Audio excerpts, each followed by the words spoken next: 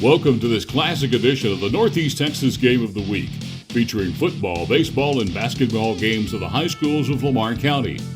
We are digging back into our library spanning over 3 decades of high school sports to bring you some of the most exciting games of the past. We will be right back with this week's game. You're always trying to keep your kids safe, right? What about preventing concussion? Concussion can happen anywhere. On a sports field, at the park, even at home. So you need to know the ABCs. Assess the situation, be alert for signs and symptoms, and contact a healthcare professional. Most kids recover completely, but seek care to help them get better faster. To learn more, go to cdc.gov/concussion. Keep kids safe. It's as simple as ABC. Hello everybody and welcome to Noyes Stadium, site of the night's Northeast Texas Game of the Week between the Paris Wildcats and the Jesuit Rangers. I'm Greg Cunningham along with Joe Eigelhart and our statistician Bailey Clements. And Joe, you ready for some football? Yes sir, we should have a good game tonight. Jesuits coming in, one of the highest rated teams in private schools in Texas. They historically have a good team every year, coming in with a 3-1 record. They advanced to the state championship game last year only to lose, but 2 years running they've been at that game, so they've got a lot of playoff experience. Big game for them, getting ready for district this week, next week. Bill Paris comes in 2-1 bye week last week. It's homecoming for Paris. Paris has a lot of offensive weapons. What do you think we should look for in this tentative game tonight? Well, you can always count on Paris to run their scat plays with Dion Hill. Coach Rainey said the key to the Paris offense is simply execution. It's not hard to tell what Paris is going to run. It never has been. It's just a matter of executing properly, and if they do that, they should be very successful tonight. Jesuit has a very big team. They average 245 up on their offensive line. They're big defensively also. However, they're going to have to be fast to catch the Paris High running backs tonight. Joe, you mentioned the kicker. His name is Kevin Myler. You saw him hit some 50 points. He needs to be a player tonight. The young man put on quite an exhibition for us in pre-game. You're seeing he's being highly recruited by several Division I-A schools. Notre Dame historically has gotten quite a few of their kickers here from Dallas Jesuit. He's quite a weapon that they've got. If they get the ball inside the 40-yard line, they've got a chance to score. Wind has been out of the south all day. It appears to calm down here as the sun has gone down. Jesuit also has a pretty stout running back in James Conroe. He's gained over 500 yards in 4 games. He's averaging a little over 125 yards a game. Appears to be a pretty impressive back. He'll test the Wildcat defense tonight. And of course, like you said with Paris, Dion Hill, call their name several times tonight. Dion Hill is quite a running back. He's awfully fast. He's quick, but he's tough too. You can't just hit him once and bring him down. He keeps those legs churning. Understand from Coach Rainey, the Wildcats are pretty healthy coming out of the bye week last week. However, Brett Callahan did break his foot last Friday and will miss the game tonight. So we pause for the national anthem.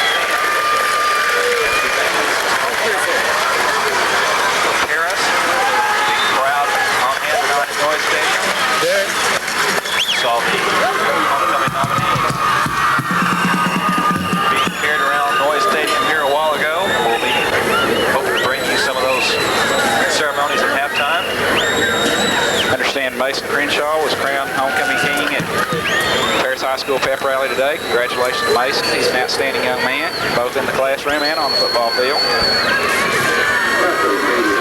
Back to what I was saying before the national anthem, Greg, I understand Brett Callahan is going to miss tonight's game with a broken foot. Speculation that he will be out 3 to 4 weeks. However, I did hear somebody say he should be ready next week to go to Silver Springs. That remains to be seen. Wildcats are getting Paul Graxiola back tonight. That'll be a welcome addition for them on defense and as backup quarterback.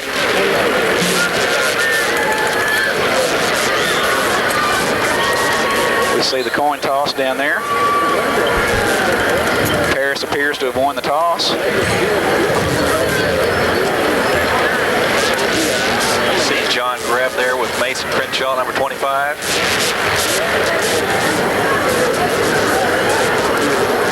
Jesuit has elected to defend the north end zone.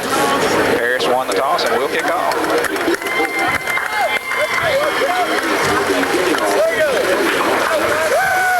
I want to mention some of the offensive starters tonight for Paris.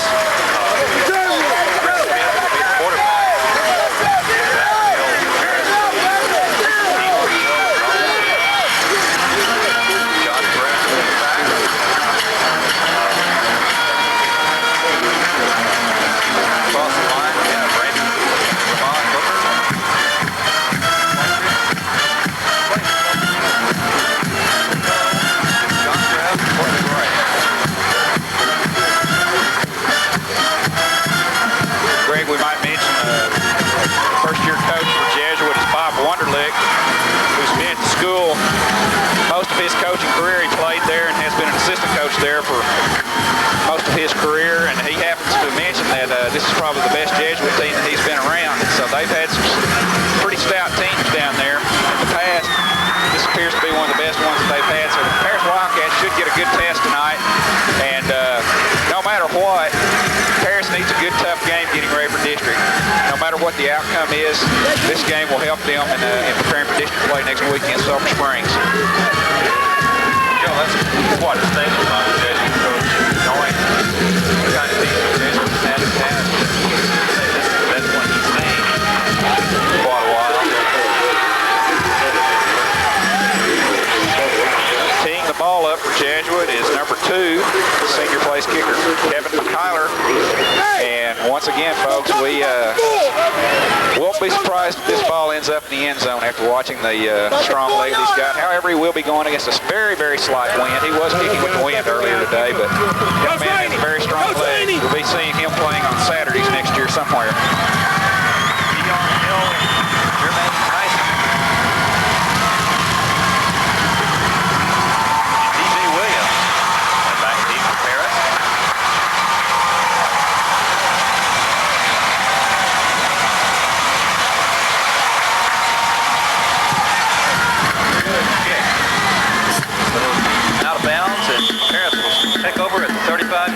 Well, I bragged on him too soon. Kicked it out of bounds at the 10-yard. Not only didn't get it in the end zone, didn't get it in the playing field.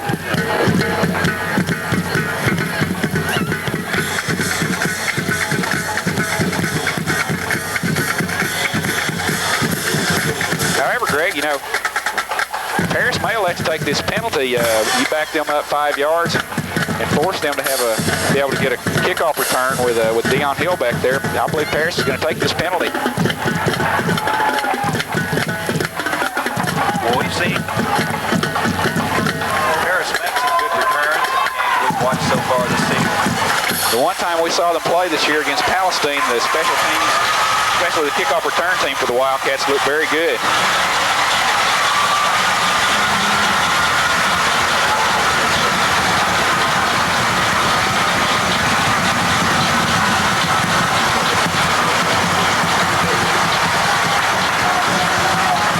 If you have a hard time hearing us tonight, the people from Jesuit have brought oil filters, soda cans, washing jug bottles, everything full of gravel, and they're making quite a bit of noise.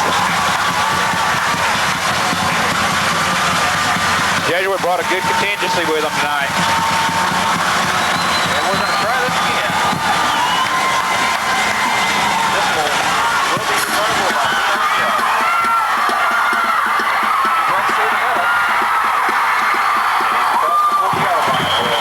Greg, the Wildcats made the right decision in taking the penalty. They gained 7 yards out of doing that. Nice return by Dion Hill.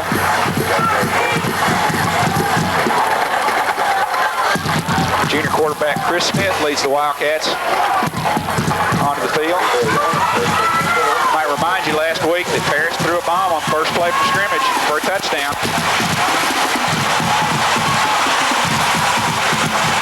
Gonna throw again on the first play. This is T.J. Williams, and he'll have good yardage across midfield. Gain of 9. I'm sure Coach Rainey would take 2nd and 9 all night long tonight. Greg, homecoming's always special, isn't it? Oh, yeah. Lots of moms.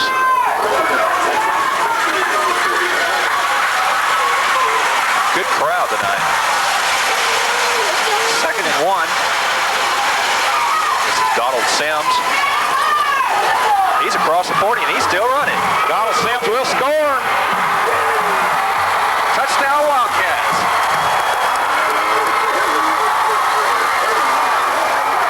Greg, we made the comment earlier that Jesuit has a big defensive team.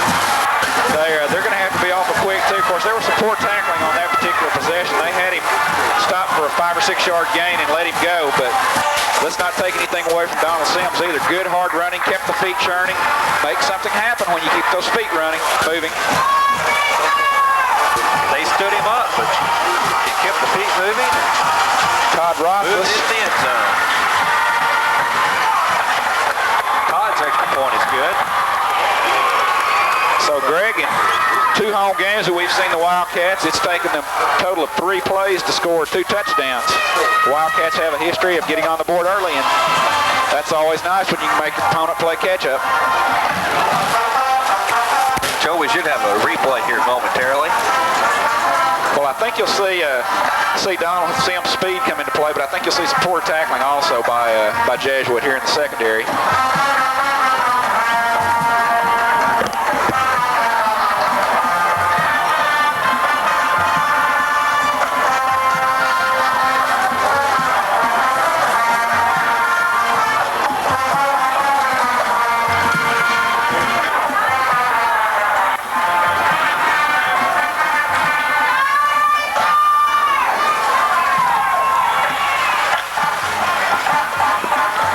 Rothfuss teeing the ball up on the 40-yard line. Very slight breeze out of the south. Should not affect the kicking game very much at all tonight. Unless Mr. McKyler needs an extra yard on a 55 or 60-yard field goal.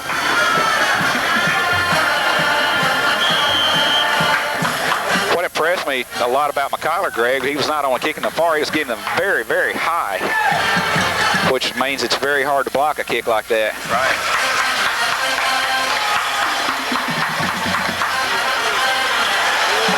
Rothfuss has it teed up.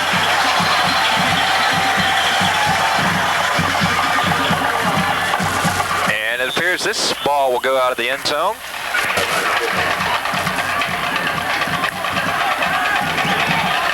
Had 2 kickoffs and both go out of the end zone so far. And Jesuit's going to elect also to have the ball kicked over.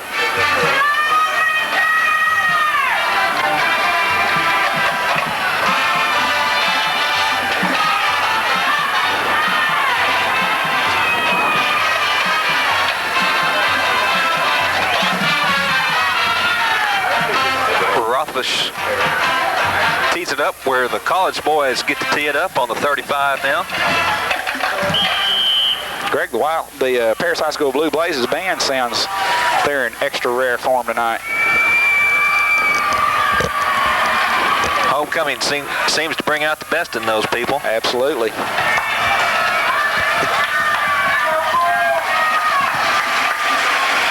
This was right down Broadway to number 1, Brian Jones. And he's across the 30. Well, Jesuit didn't fare as well as the Wildcats did on their penalty. They actually lost 3 yards by having the ball kicked over. Jesuit Rangers are led out onto the field by junior quarterback Brian Hall, 6'2", 175 pounds. He's a junior. As we said earlier, keep your eye on Mr. James Conroe, the tailback for the Rangers. Already 500 yards this season.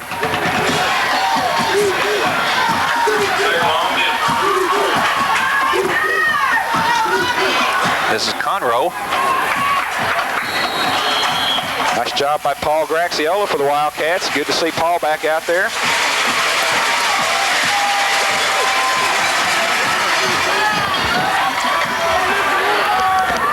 Greg, it's good to see Dr. Sid Young join us. I'd say we have a special guest in the booth with us. To welcome him back. 2nd and 7 for Jesuit.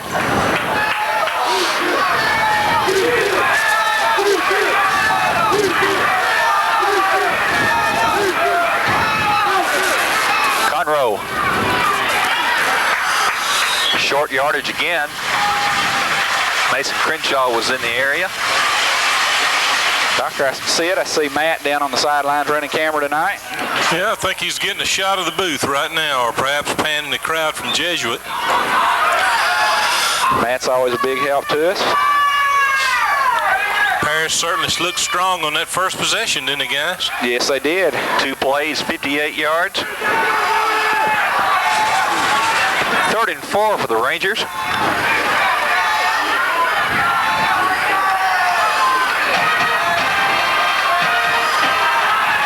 Quarterback wants to throw. He's in trouble, Joe. Big trouble. He eludes the rush and fires complete. Ball, no, bad call by the official. That ball came out. They're going to give it to him. That ball came out. I saw it on the ground with my own 2 eyes. That's the tight end, number 83, Tyler Graham. Good pressure by Donald Sims getting in the backfield, forcing Hall to roll out. But the Rangers caught a break on that one. Ball spotted now on the 46-yard line. Conroe's hit. Donald Sims got him that time. For a loss.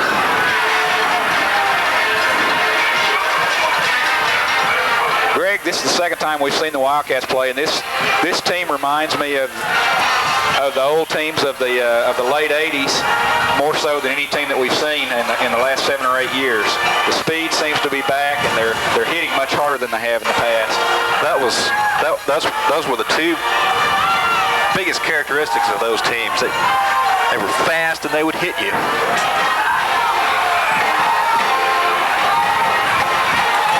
Conroe tries it again. Gets back to the original line of scrimmage where it will be 3rd and 10. Fellas, I believe if I were him, I'd try something besides the middle of that Paris defensive line. It's 2 plays and he's made 6 inches. They have stuffed them twice.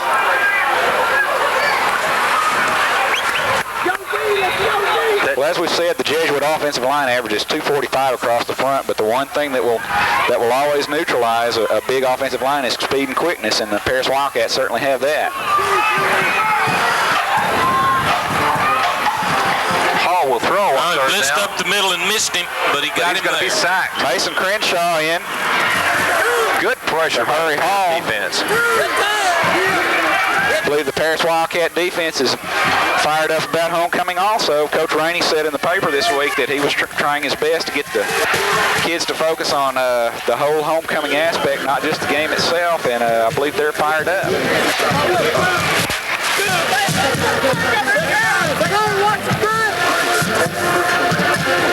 See what kind of punt Mr. McMyler puts up. Not very good at all. I'm not impressed with that one.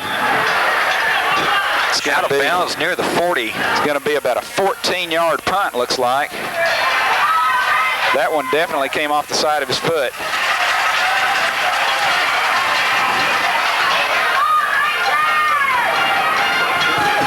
I have a feeling they will edit that one out of the videos he sends to colleges. Yeah, I don't think he wants any recruiters to see that one. Fellas, while we're waiting for Paris to come out of the huddle, I just want to extend my congratulations tonight from First Baptist Church to both the Paris Wildcats and North Lamar Panthers at their homecoming night activities. Pass on first down is complete. That's T.J. Williams, and he'll be near a first down. North Lamar Panthers tonight at home, celebrating homecoming against Quinlan Ford. We'll try to bring you a score. Usually at halftime we hear something. There's certainly lots of excitement all over the city this afternoon, and we want to extend from First Baptist Church and from our television ministry our congratulations to all of the homecoming activities, and queens and courts and so forth for both schools. Pitch out to Hill. He's got the corner. Mason Crenshaw there to lay a block. Might remind you also that it's homecoming out at Chisholm also. They're playing Alba Golden tonight. So as Dr. Sid said, a lot of homecoming excitement in Lamar County tonight. I'm glad you told me that, Joe. Didn't know that Chisholm was having homecoming also, and we certainly want to express our congratulations to them. Hope they have a great night out there, the Mustangs, tonight.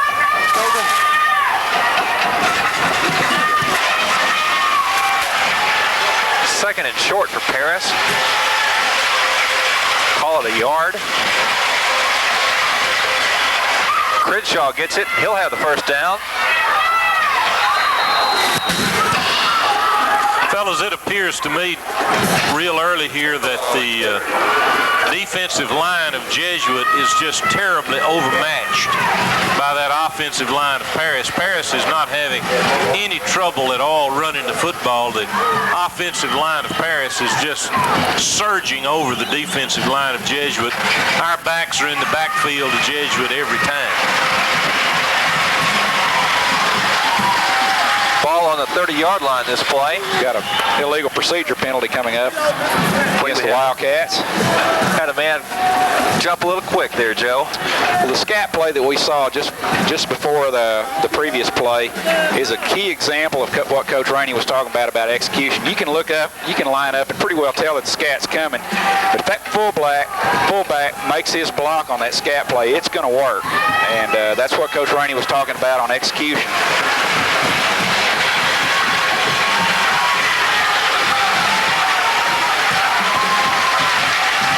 Crenshaw, the man who laid that block on that play you were talking about, Joe, still in the game. Hill up the middle, still on his feet, and across the 25-yard line. Deion Hill can hit that hole as fast as anybody that I have seen play high school football. Gets there in a hurry, and as we said earlier, you don't just hit him once and bring him down.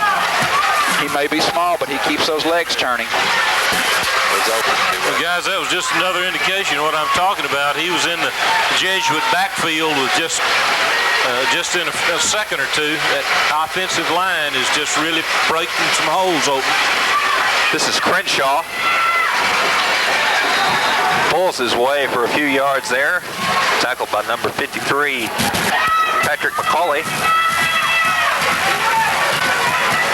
There's a shot from our AAA Reynolds end zone cam, which I believe is being operated at this time by our fearless leader, John McFadden. How many horsepower did you say that motor was that was holding up that end zone cam? I don't know, but if I was up there, it would take quite a bit. Well, he told me it was a 5 horsepower motor. I told him that I wasn't available to test it. 3rd and 1. Smith keeps it. Got the first down. Strong and wide so far. Greg, the Wildcats, as Dr. Sid said, the offensive line is just blowing Jesuit off the line of scrimmage. They're averaging 3-4 yards. They're not getting close to stopping them at the line of scrimmage. Booker, McFedridge, Killo, Greb, and Gray doing the job so far. But guys, I don't pretend to be a football coach, but I'd keep running the ball until they stop me. It's not a bad strategy. Crenshaw has a man in front of him. Direction play. He'll score. Touchdown, Wildcats. Nice execution by the Wildcats, and I tell you, you get a man one-on-one with Mason Crenshaw 3 yards from the end zone, Mason's going to score. And he did on that play.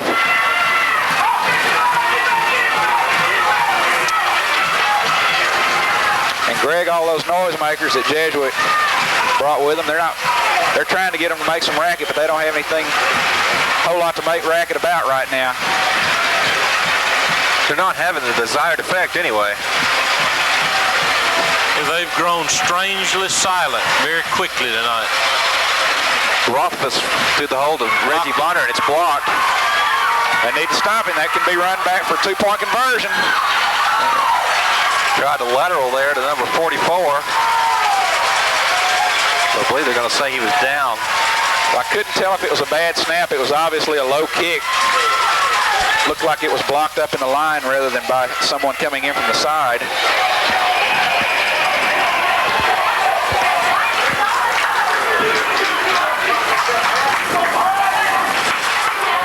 Fellas, I would say that this is going to be a key possession for Jesuit. I think you're right, Dr. Sid. They've run into a buzzsaw here in the first quarter. There's still 4:44 left in the first quarter. Their defense has shown no inclination whatsoever to stop the Wildcats, and they need to get some offense going. We saw 2 weeks ago out at North Lamar how your defense stays on the field the whole night, how they're going to get worn out in the fourth quarter, and the Wildcats have had the ball most of the game so far. If Jesuit gives up the football quickly here and Paris were to score again before the end of the first quarter, that'd just be pretty well the ball game. I believe they'd have to change their game plan. I think it'd take a little more than that, Joe. Yeah, they'd have to start airing it out some.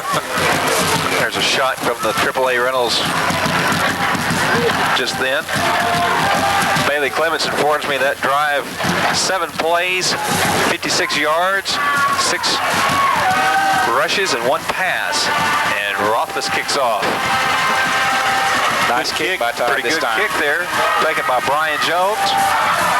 He's across the 30. Oh, broke it. He's across the 40. Across midfield in Wildcat territory.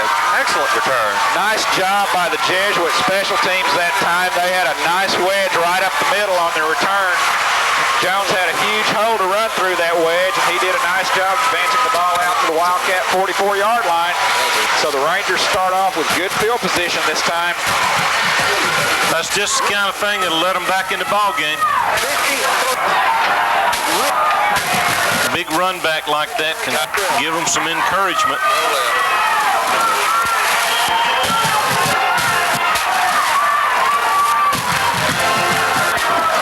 Hall sits up under center on first down. And he'll throw. Complete. Bobby Doherty with Nice completion. pass by Hall.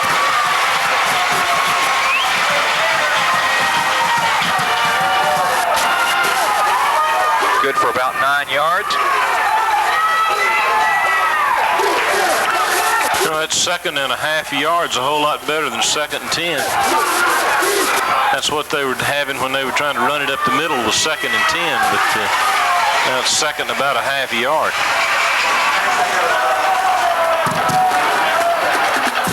Adderhold and Conroe in the eye. Going deep. Joe, there was obvious interference on that play from Jason Henson. The Jesuit fans are wanting pass interference, Greg, but I tell you, if anything, Greg, I believe number 31 of Greg Squires. Jesuit was pushing off. We can see it on our replay. There's a lot of contact there, Joe, on both parties. Joe, the way the Jesuit fans are reacting, I wish you wouldn't say that loud enough for them to hear it. You might have visitors up here in the booth. Of course, that could be a make-up call, Joe. Harris had one go against them a few plays back. Conroe with some room on the outside. He'll be near the 20-yard line. That'll be a first down. Nice run by Conroe. It's not hard to see how he's gained over 500 yards in 4 games. He looks like he's got good natural instincts. You know, that second down and a half yard was certainly a good time to air one out. They certainly didn't lose anything there. Conroe's not very big. He's 6 foot tall, but he's only 170 pounds. He moves real well. And he's the single setback on this play. And he'll take it on the handoff. Blockers in front of him. Mason Crenshaw in the area to make the stop, along with number 40, Dalen Bunch. Joe, it appears that Jesuit wants to go around to the outside this time, as they had so little success on the last drive going up the middle. Well, I believe as Dr. Sid said, the Wildcats have shut down the running game up the middle, and so they're trying to open up the running game some with the pass, and they appear to be doing a good job of it. Well, I think they've already figured out they're not going to get anything going off tackle. Conroe again. Cuts it up inside. There's still nothing up the middle. I rest my case about that. Well, what the Rangers... Why in the world? Rangers just don't need to make a mistake here and turn the ball over there, as we know from seeing the pregame, but they're well in field goal range right now. Kyron Etheridge, Mason Crenshaw again, and Donald Sims all combined for the stop. We're going to have a timeout here for a measurement. Joe, that'll give us a chance to mention our sponsors here in the first quarter for FBC TV Channel 16 Game of the Week. They include First Baptist Church, St. Joseph Hospital, AAA Rentals, KPLT AM and Star FM 107. Aramark Food and Catering Services, where you can call Bailey Clements at 782-0408.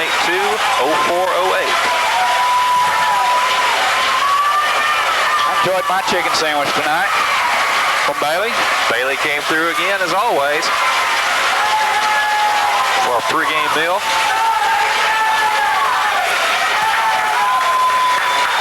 And the Jesuit crowd on this side is ready for a score. Rangers take over 1st and 10 on the Wildcat 14-yard line.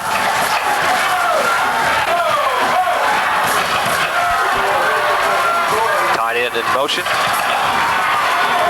Hall will throw.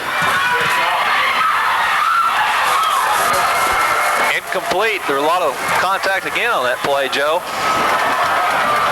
Bobby Doherty was the intended receiver. Made the reception, but by the time he had gained control of it, he was out of the back of the end zone.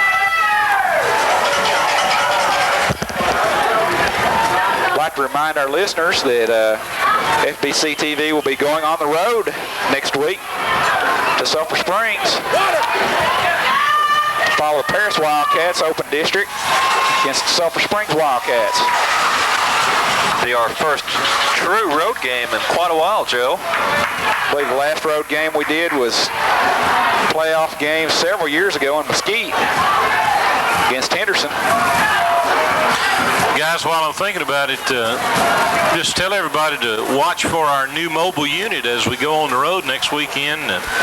We have a new mobile unit at First Baptist Church for the TV ministry. And just this past week, thanks to the good work of All Our Brothers Sign Company here in Paris, we have our mobile unit all logoed up and ready to go with the First Baptist Church sign and logo on. And looking forward to going down to Sulphur Springs next weekend. I understand Sulphur Springs is undefeated, aren't they, Greg? Is that right?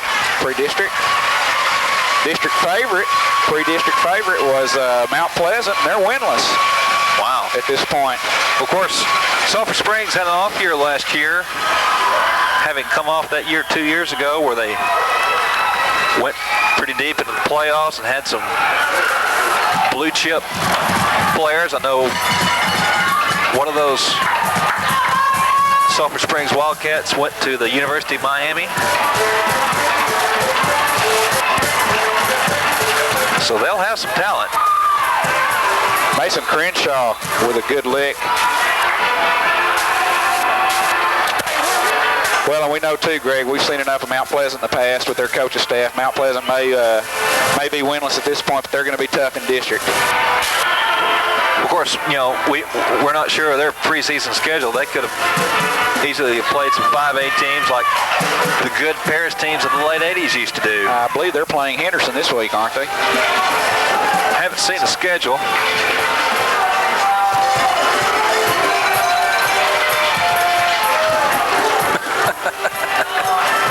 Third and 9. Well, Bailey called it. He said he was going to pass. Oh, he got a nice pass by Hall. Greg Squires, number 31.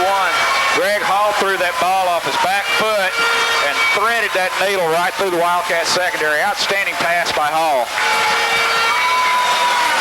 On the run across his body. Guys, that was all set up with that big run back. It got him back in the game. It certainly did. Watch Hall on the replay here as he throws off his back foot.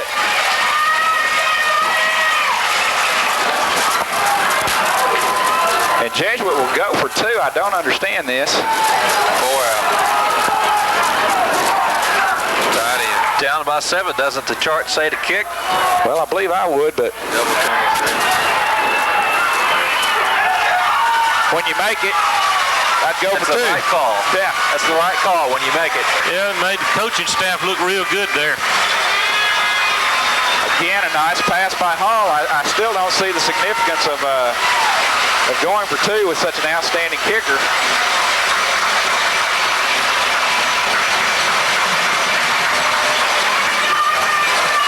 Yeah, when it works, it's the right call. Guys, that certainly changes the tone of this football game. But Jesuit obviously came over and made the necessary adjustments offensively to find out how to move the ball on the Wildcats.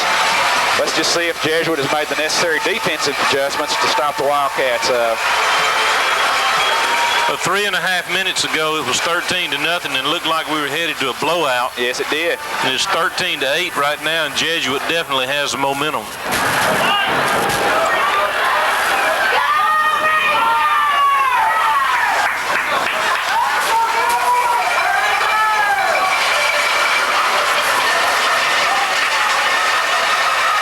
Well, let's see if the Wildcat special teams can get another good kickoff return here. Let's see if Mr. McKyler can put the ball in the end zone for Jesuit. Williams, Hill.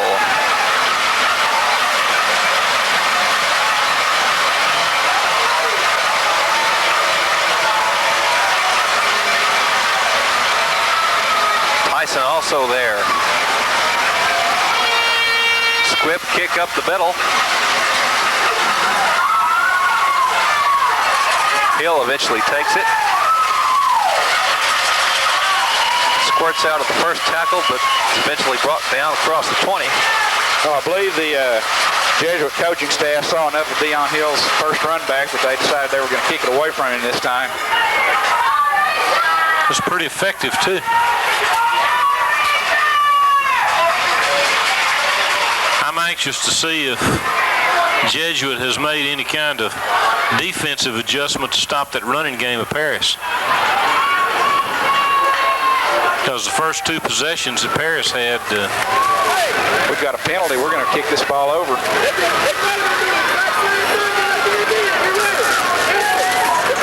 Offsides on the kickoff by the Rangers. So I'll let you know that'll eat up those coaches. Deion Hill will get an opportunity to run one back. Don't bet on it. I bet he squibs it again. Get TJ in there and let you go there. I know it. I don't know what it is. Coach Watts, could you hear us early at times? You know, we're sitting right here above the Jesuit fan section, and I'm not impressed with their sportsmanship. No, our good Catholic brothers from Dallas aren't real happy right now with the officiating. I really don't want them to know that there's a Baptist preacher right up here in the booth right above them. Gotta go. Here we go. 13-8. Sort of got me a little fearful.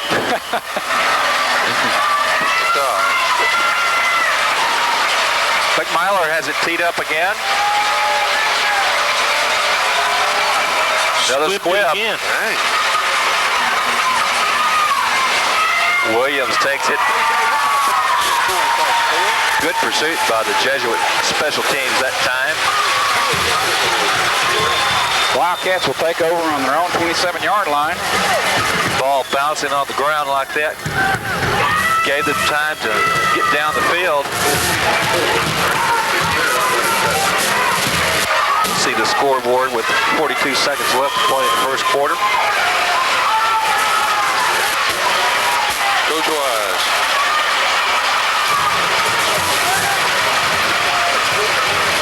This is Dion Hill. In the backfield again. It's a down. Still a good run. If Dion hadn't stumbled, we had us a good foot race. And I believe I know who would have won it.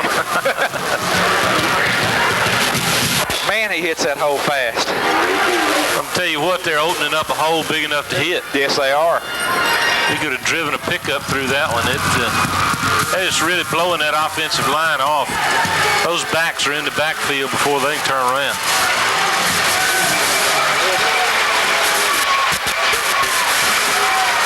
Hill again. Good yardage again. As we said earlier, it's 5 and 6 yards a pop when the Wildcats snap the ball, and it's not as hot as it was 2 weeks ago, but it's still fairly humid out there, and that's going to take its toll on that defense before the night's over. Goes across. Oh, the 5 and 6 yard gains, Joe, those are the poor plays. Oh, yeah. They're getting 10 and 12 on some of them. That's the end of the first quarter from Noyes Stadium, where the Wildcats Paris lead the Jesuit Rangers 13-8. Okay, got me. Let's take a break. That's right. The tight end.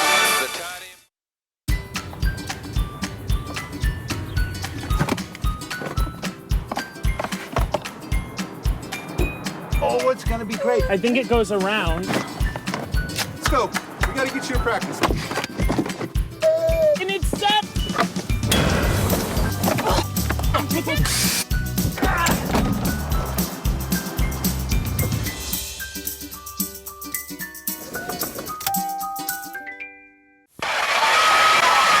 And we're back. Noyes Stadium in the second quarter, and Donald Sims has a carry, and he'll have a first down across the 40 near the 35-yard line.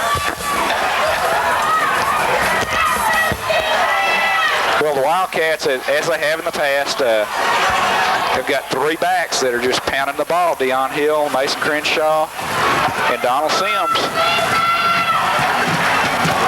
And they all 3 add a different dimension, but they can all 3 run.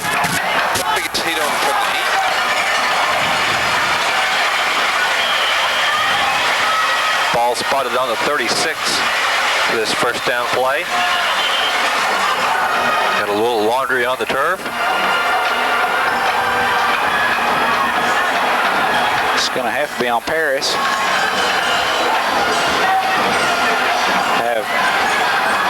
How do you have offsides before the ball's ever snapped? That's the call. I don't understand that. I believe that's the first time I've ever seen that. Offsides before the ball snapped.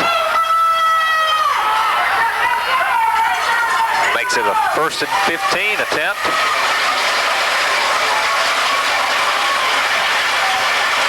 Hill with the pitch.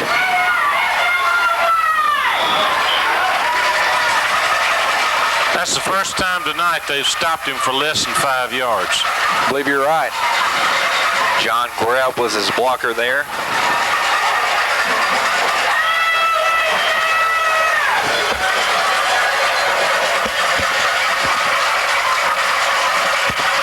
Well, guys, I'm going to say it one more time. I think I just keep running the football until they stop me.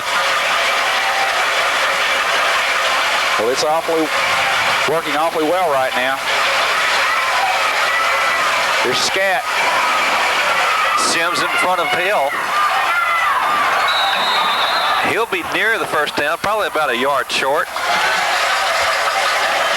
Saw number 35, Jim Squires for the Jesuit, Rangers thought he had a beat on Dion, and that distance between them just kept getting larger and larger at the speed of Dion.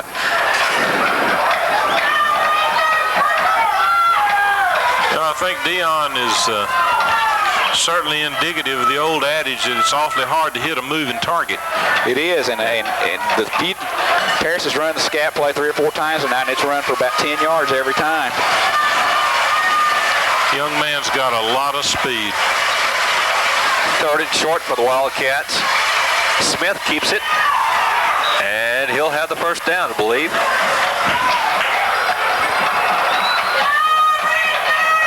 Might add that Dion Hill is a junior. He'll be back next year. He may have a chance to go after some of those records of Marcus Henderson before his career's through. What's he listed at in the program, guys? What's his size? 5'5", 140 pounds. My.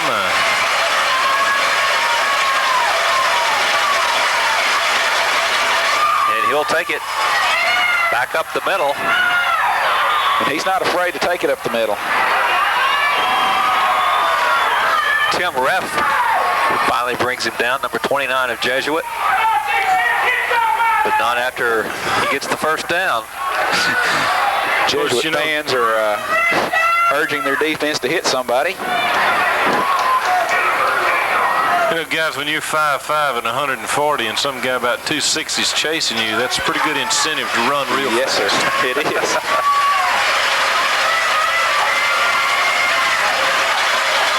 This is Crenshaw. That's a touchdown. As we said earlier, touchdown Wildcats. You get Mason Crenshaw on the 3-yard line, one-on-one with somebody, he's going to score, and he's done it twice tonight. Now, what does the program say about Mason? What's his size there, guys? Mason is, let's see. 6'1", 210, a senior. All right. Well, you got it. We might add, Dr. Sid, he's an honor student also. You got a 6'1", 210 fullback and that 5'5", 140-pound scat back. I'm telling you, those guys go together like burgers and fries. And the Wildcats now are debating on whether to go for 2 since Jesuit had made a 2-point conversion, and they will call timeout to discuss it. Well, Joe, talking about Mason there, with his talent and his grades, there are going to be some college coaches calling his name.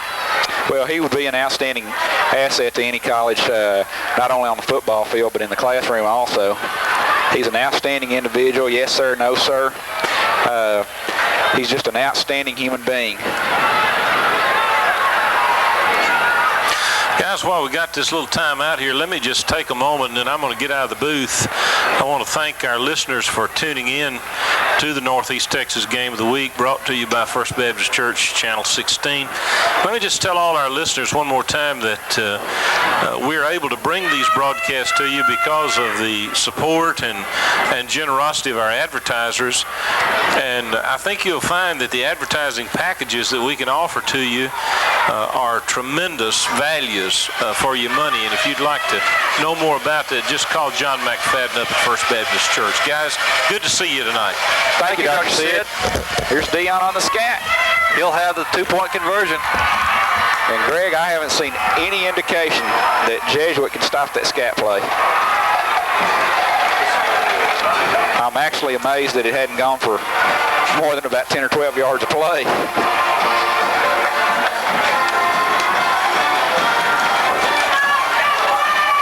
Scoreboard tells quite a bit there, 21-8. Well, it'll be interesting to see what adjustments the Wildcat defense has made. I guess the big thing that I can see that they might do, they had some pressure on Hall a couple of times in the backfield that last possession and just didn't wrap him up and bring him down. But Hall has shown me that he's got an outstanding arm and can thread that needle when he has to. So they need to get some pressure on him. And he can roll out of that pocket too. Yes, he can.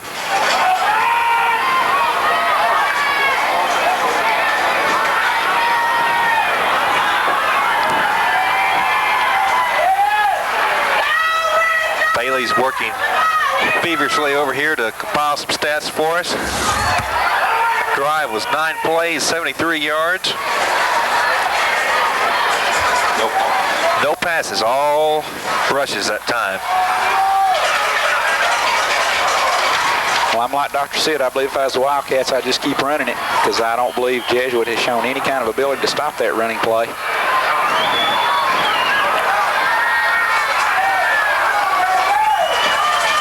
Todd Rothfuss tees it up for the Wildcats. Joe, they kind of remind you of the Dallas Cowboys about 4 or 5 years ago.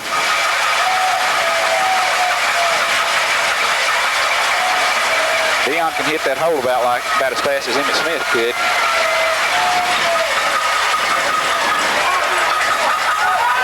Conroe takes it. He's got some room. Again. Cuts around the near side. Well, he cut back into a sea of blue there at the 40-yard line, but once again, Conroe's made a good run. However, I do see some yellow laundry on the field. I believe when he cut back, we might have had a clip by the Jesuit Rangers, and this was going to come back. However, the flag is on the Wildcat side of the field, so if it is a clipping penalty, it will still give the Jesuit Rangers in real good field position here to start this drive.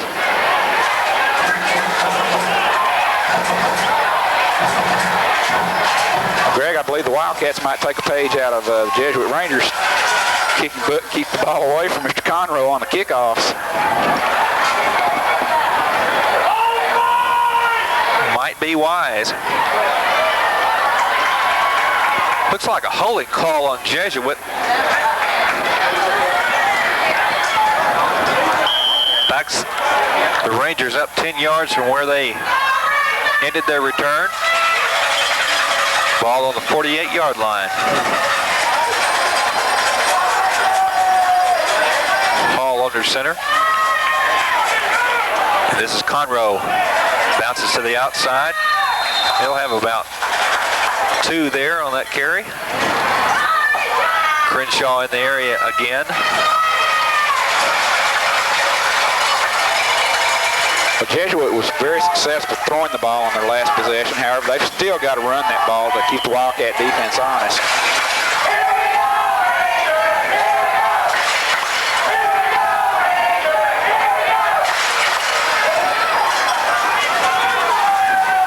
Bailey says we've got a pass coming up here. Wideouts on each side. Hand off to Conroe, up the middle this time. And Joe, they go up the middle and actually get a few yards that time. Offensive line did a nice job for them that time.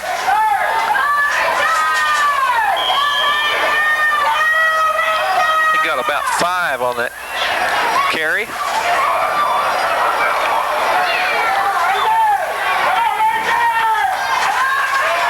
Bobby Doherty and Greg Squires, the wideout.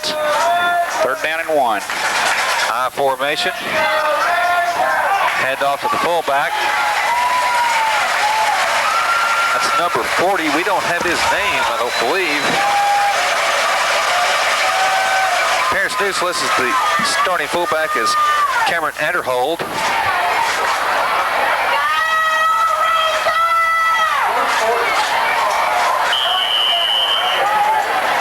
He's listed as 33 in the program, but that might be who we're talking about, Joe.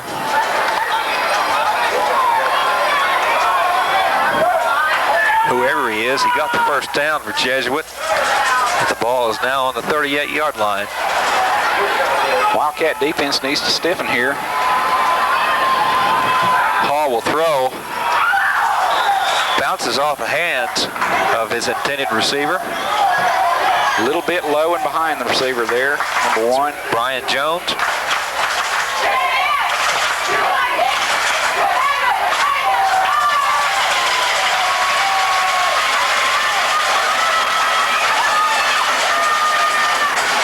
Joe, these Jesuit parents seem to know the cheers. Yes, they do. Very vocal.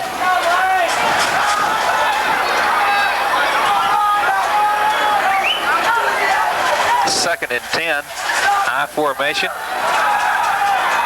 Hall throws again. Flag on that play. Very late flag by the official. Joe, is that going to be offensive interference? Appears that number 7 pushed off. I believe they're going to call it. James Kusick. They're going to say now it's an uncatchable ball, I believe, is what they're going to call. They're going to wave the flag off. Well, I believe the receiver ran an in route, and the quarterback Hall was throwing an out route. He was turned around. Yes. So now Jesuit's in a definite passing situation. Look for that Wildcat defense to be sending the whole crew this time to try to get pressure on Hall.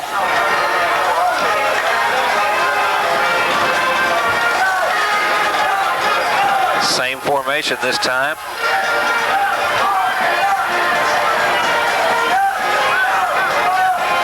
Blitz by the Wildcats. They're going to get him, Joe. T.J. Williams on the blitz. Got to Hall.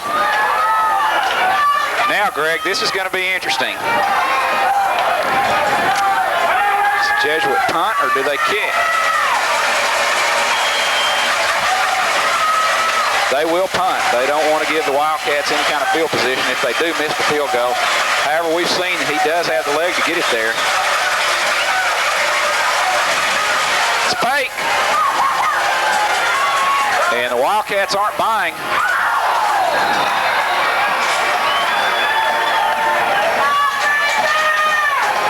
Well, I guess the Jesuit coaching staff, thinking they had the ball on the 42-yard line, it might be a good place for a fake punt. However, I believe I would have taken my chances on the field goal. And folks, we're bragging on McKyler quite a bit, but he put on a very impressive show in pre-games with his kicking ability.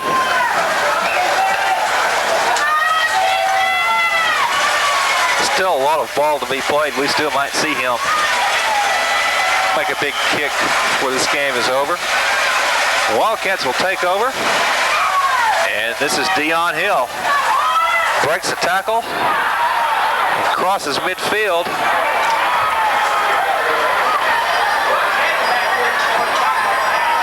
Dion's a very tough runner to bring down, but however, Jesuit is missing an awful lot of tackles. They held him to about a 3-yard gain there and let him go.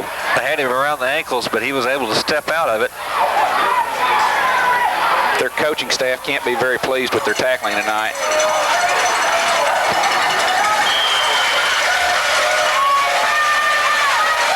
Hill's carry got another first down for Paris. And he'll take it again. Greg, this Wildcat rushing game is going through the Jesuit defense like a hot knife through butter. It reminds me of Rice playing Texas last week. Or Texas playing Rice. Whatever. I don't know how much they played. Well, both teams did a lot of rushing. Ricky Williams may be playing Rice. There was a lot of running that game. Yes, there was.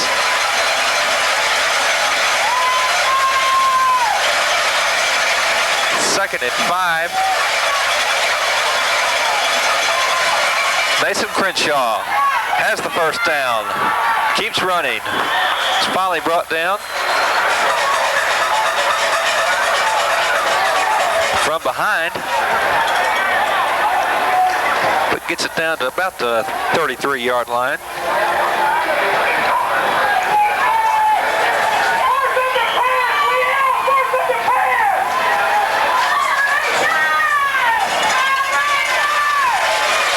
Rangers keep looking for that number 22, but that 25 and 32 can hurt you too. Yes, they can. Smith will roll out and throw. He's got Crenshaw. Breaks a tackle and gets close to the 10-yard line. Joe, we haven't seen much of that Paris passing attack, but what we have seen has been quite effective. Yes, it has, and just like we said about Jesuit, Paris has to throw the ball some to keep the running game honest, and Smith now is 3 for 3 in his passing, just enough to keep them good and loose.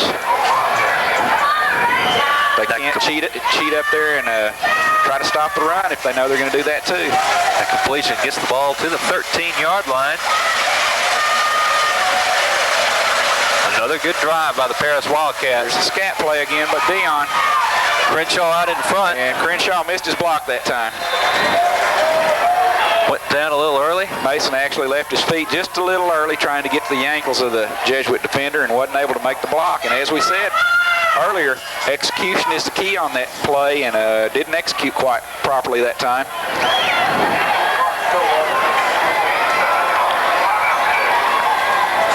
It's a shot of one of the Jesuit helmets. Our cameraman Johnny Wright. Wonder if I bet they don't paint their helmets with real gold like Notre Dame does.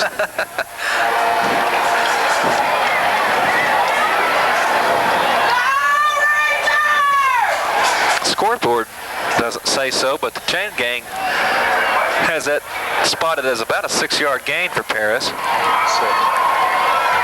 Now they've got it changed. They're saying, scoreboard's saying 8. Looks like about 7, 6 to 7. Well, and just to tell you how well the Wildcats have been doing tonight, I mean, they didn't execute that play perfection. They still gained 3 yards on it. And that's probably, I don't know for sure, but that's probably the shortest game the Wildcats have had all night.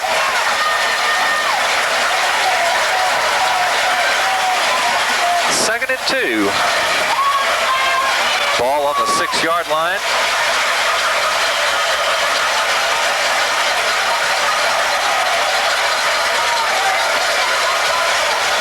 Pitch to Hill. He should have the first down. Got a touchdown. Has a touchdown, all right. Touchdown Wildcats. Well, Dion that time just got behind a wall of about 4 big Wildcat blockers and just grabbed hold of a belt loop and went right behind them in for the touchdown that time. Nice job by the offensive line moving out the Jesuit defense. Says, well, let's go, boys.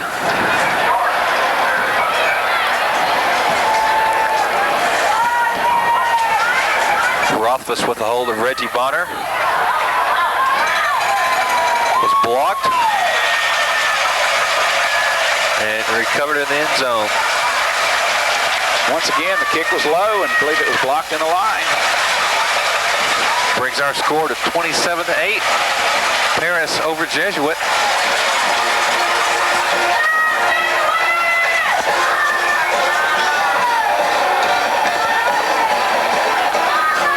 Plays that time.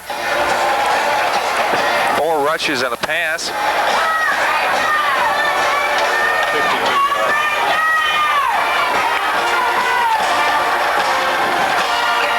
4 very impressive drives for the Paris Wildcats, Joe. Well, as we said earlier, they look like a hot knife going through butter. There's been very little opposition by the Jesuit defense. And that's got to make Coach Benton Rainey feel awful good. They've run the ball very successfully all year. Getting ready for district next week. Got a tough game next week against Sulphur Springs. I would dare say if the Wildcats could win that game next week, they would make the playoffs. And I would say that would provide a lot of momentum. I would say that the district race is pretty well wide open. I think every team in the district has a legitimate chance to go to the playoffs this year. Rothfuss has it teed up on the 40. Might remind you that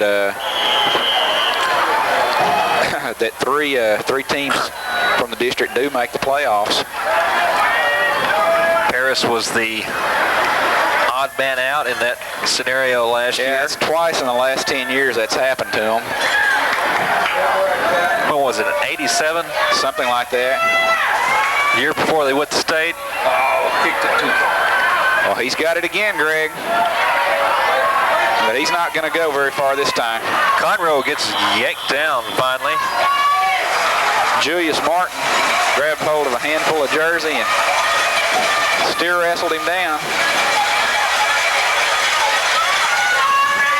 Yeah, I remember that year, 87. I remember their last game they were playing Rockwall, and Paris was winning very handily, and there was something about the point spread was going to determine. And Rockwall was making no effort to win the game whatsoever. They were basically trying to just stay within 14 points or something.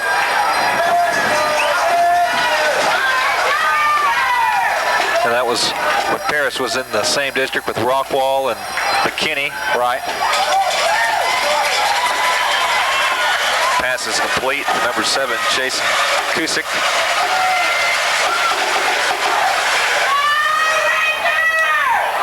I remember listening to that game on the radio.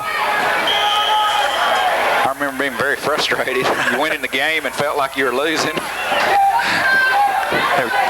Weren't they trying to get down past the 20-yard line there at the end of the game? No, I think it was some kind of rule you had to win by a certain number of points. Was it points? I remember Paris was ahead, and we felt like we were losing. Hall again, complete. This time, number 8, Bobby Doherty. He's across midfield and will have the first down on the 45-yard line of Paris. 3:39 left to play. Jesuit receivers have shown that they can run with the ball after they catch it. 3:39 left to play in this half. And Jesuit quarterback, Mr. Hall, is using a lot of 3-step drops, so they're not giving the Wildcat defense much of a chance to get back there and get pressure on him. Flag on the play. Overthrows his intended receiver, Greg Squires.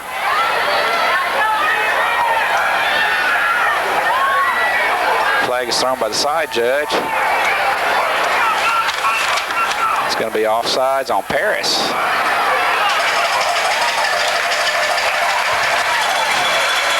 Benton Rainey is probably going to tell his players at halftime, guys, we've got a big lead, but let's not use that as an excuse to be sloppy. No. You get a team down like that, you need to go ahead and finish them off.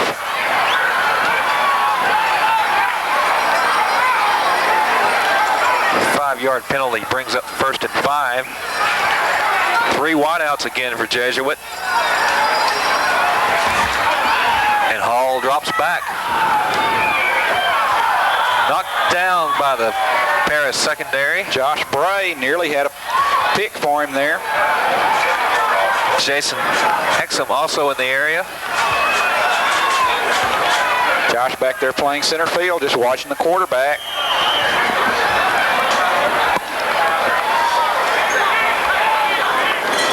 Greg Squires rotates in for Brian Jones.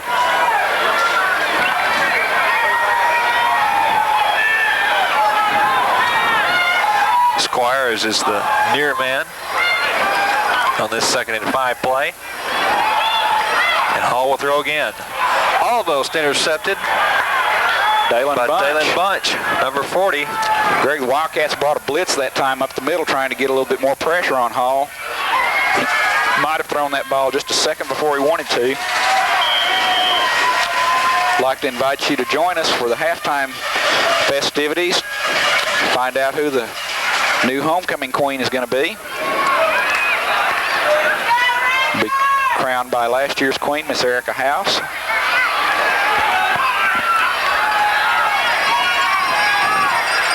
Jesuit has the passing formation again. Draw play. Conroe. Mason Crenshaw with an ankle tackle. Mason shaking his head like, don't bring that over here in my territory. 4th down.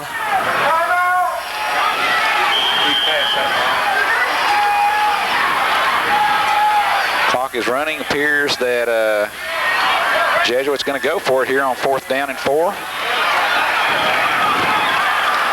Squires again in for Jones. And Jesuit will go for it.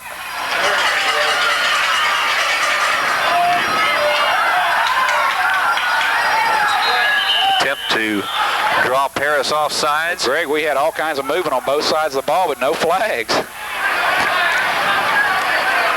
Ball will go over on downs. I'd like to see a replay on that because there were all kinds of movements on both sides of the ball and no flags.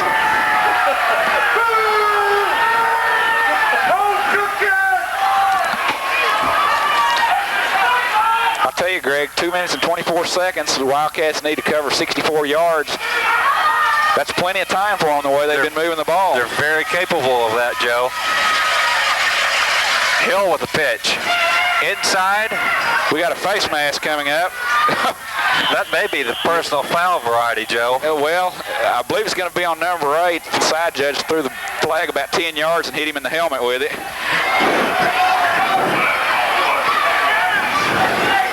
Okay, here's the replay of the 4th down play by Jesuit. But if you look, you'll see the movement. Jesuit was obviously wanting something. However, they could have easily gone either way. Both teams moving. Face mask penalty must have been of the 5-yard variety. Must have been. Smith keeps it. Zigzags his way across midfield to about the 46-yard line. Clock will stop with the 1st down.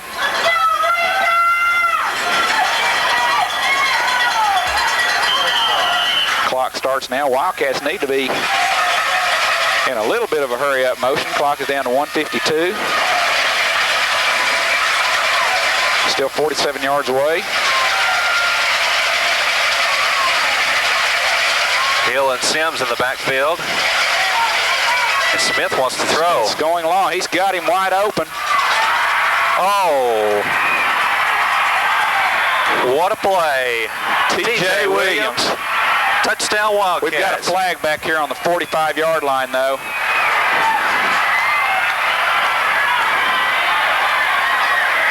This one's coming back. Got a man downfield for the Wildcats. Outstanding pass by Chris Smith.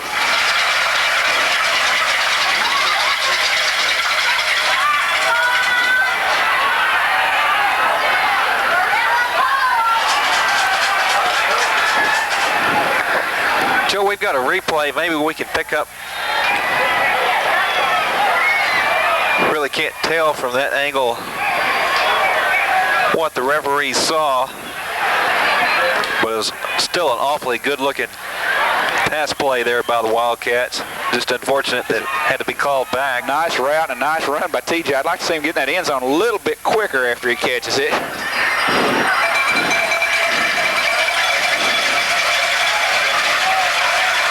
Now let him stroll after he crosses the goal line. Smith again. Reggie Bonner, I believe Reggie had a chance to catch that one. Let it go off his hands. Brings up 2nd and 15. Stop the clock with 1:24 left in the half. Joe, I want to take just a moment to mention our sponsors here in the 2nd quarter. FBC, the First Baptist Church, KPLT AM and Star FM 107, St. Joseph's Hospital, AAA Rentals, and Aramark Food and Catering Services, where you call Bailey Clements at 782-0408. Flag. Got a face mask. Hill with the carry. We've got a foot race going on too. Number 29's not going to catch him. Neither is number 8. Touchdown Wildcats. We've got 2 different flags down here. I know one of them is going to be a face mask. Remains to be seen what the first one will be. I believe it was thrown by the back judge. It may be a hold.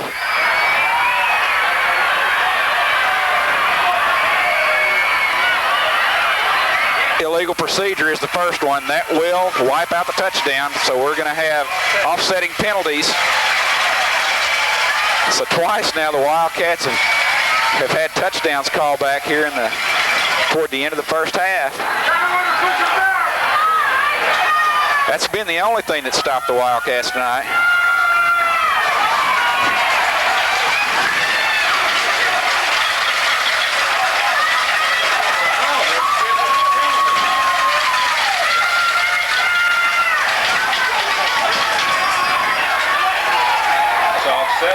Joe, we've got a replay here coming up. There's the face mask right there. Really can't tell. That was a pretty flagrant face mask too. Pulled his head around. And Hill had those afterburners going. Jesuit's threatening blitz. Now they back off.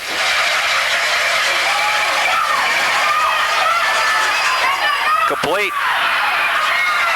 That's 87, Julius Martin. Has the first down at the 30-yard line for the Wildcats. That stops the clocks with 1:04 left. No flags this time.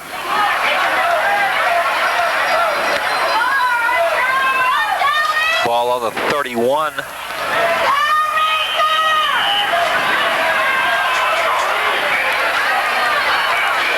Paris really probably needs to get in the end zone. They've had trouble on their extra points tonight with the ball being kicked low. Rothfuss is 0 for 1 this year on his field goal attempts. However, in all fairness, that one miss was a 54-yarder. Clock winding down under 40 seconds now. Hand off to Hill. Direction. He's got a lot of room, Joe. Well, finally tripped up by number 8, Bobby Doherty. Bobby did a good job that time bringing Dion down. He's got to be sitting there saying, oh, Lord, here he comes again. But he did a nice job of staying with him and bringing him down that time. Clock stops at 31 seconds with the moving of the chains. Now it's running again. The Wildcats are at the line of scrimmage. Chris spikes the ball on the ground. Stop it with 23 seconds left now.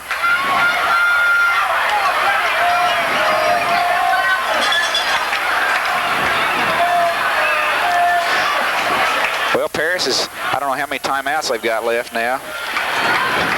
I don't think they've called any. I think they would have all three. They have one left, Bailey? They've used one, so they have 2 timeouts left. They should be able to throw the ball here.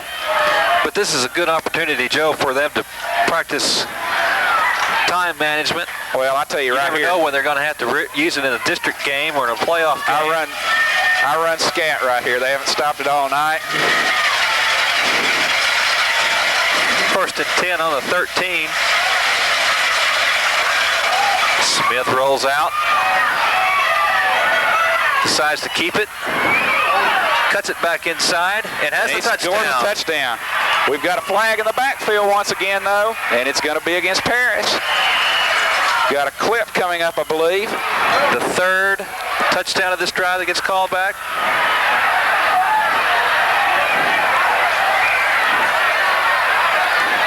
Well, keep the sharp objects away from Coach Rainey right now. He's got to be pulling his hair out. 15 yards for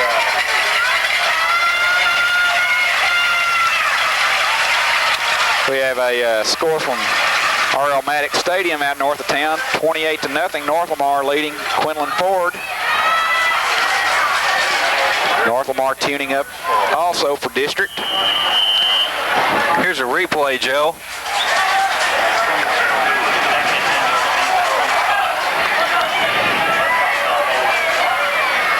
Hard to see the clip.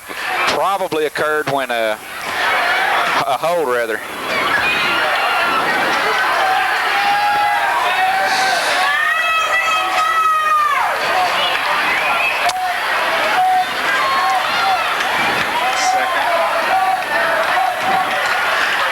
Joe, understand that the first play North Lamar scored on was a 95-yard kickoff return. That's not a bad way to get the game started.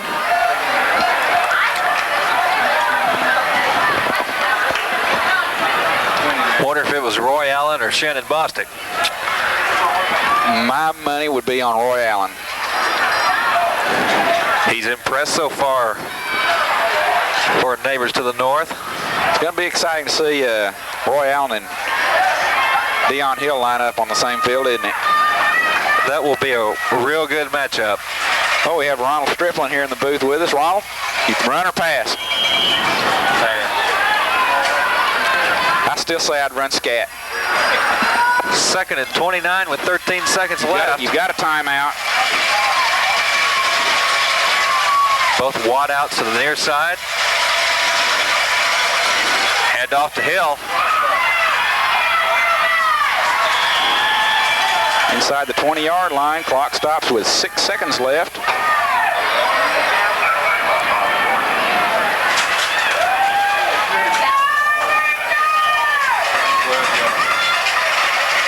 believe Paris used their last timeout.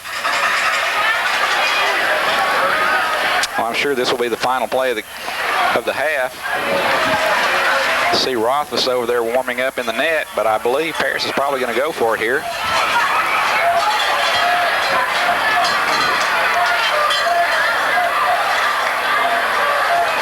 Be anxious to see what kind of statistics we have for the Wildcats at halftime. I'm really going to be interested to see what their average yards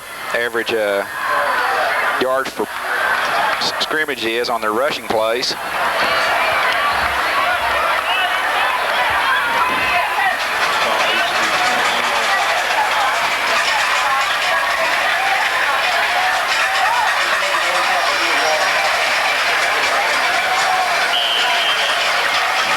Ball is on the 19-yard line. Third down and 16, however, or third down and 6. Actually, that's irrelevant.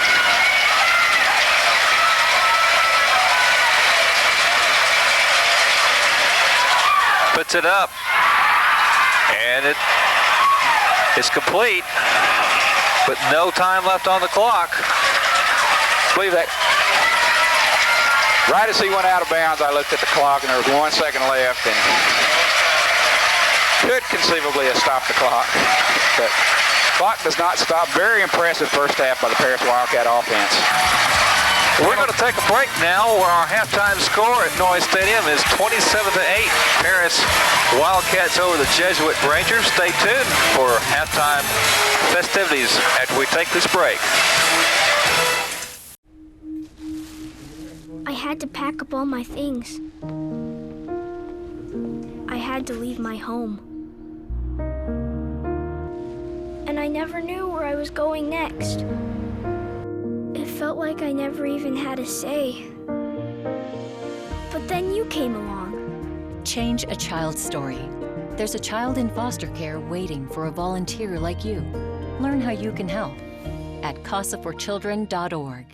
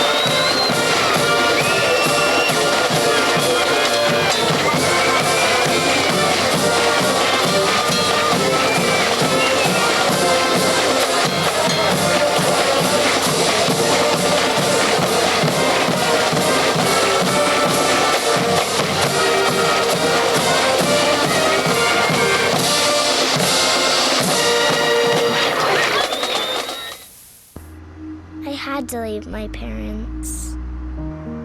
I had to move schools. I don't know anyone here. Everything keeps changing. Why is this happening to me? I'm sure glad you're here. Change a child's story. There's a child in foster care waiting for a volunteer like you. Learn how you can help at casaforchildren.org. Welcome back to Noise Stadium, where our halftime score finds us with a 27-8 lead. Paris Wildcats over the Jesuit Rangers. I'm Greg Cunningham along with Joe Eigelhart.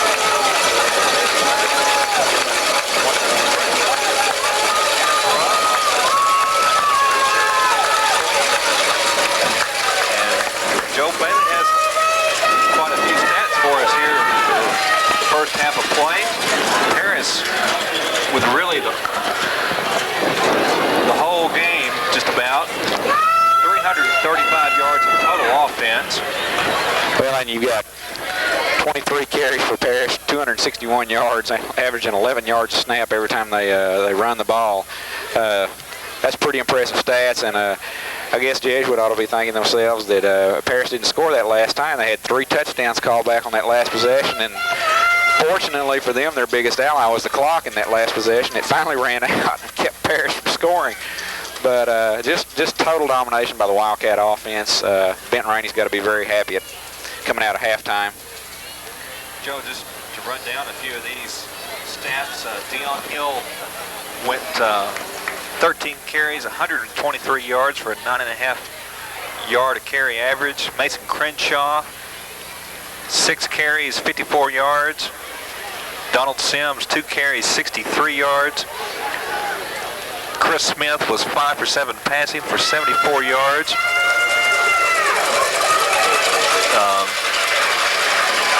Total rushes for Paris, as you said, 23 yards for 261, 23 carries for 261 yards. Total domination.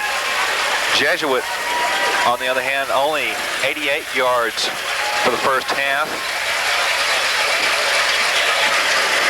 14 carries for 34 yards and 5 for 7 passing for 54.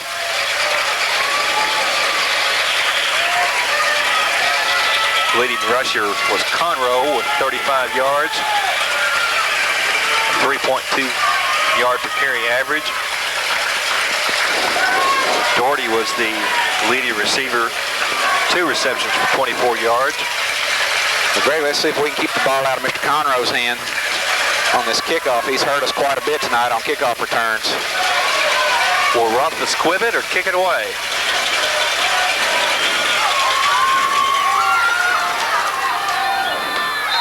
Squires takes the ball near the 40-yard line where Jesuit will start the second half.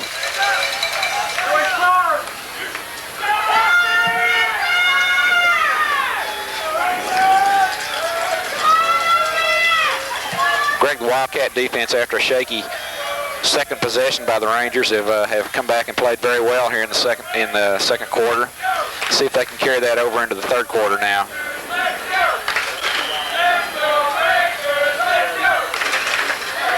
Brian Hall sets up under center on first down and will throw, or attempt to throw, fakes throw, slides safely to midfield for what will be close to first down. See, Mr. Hall's learned the quick slide here. Tell you, if that had been a pro game, Dalen Bunch could have very easily been called for a personal foul. He went on him just about the time he went down, but he went after him with his head, looked like. Second and about a foot for the Rangers. Hall to throw again. Up. Has Conroe complete for the first down, across midfield to about the 47-yard line. Paul Graxiola had a chance there to make the play to keep Jesuit from making the first down. However, he cut back inside, and Paul just wasn't able to grab hold of him.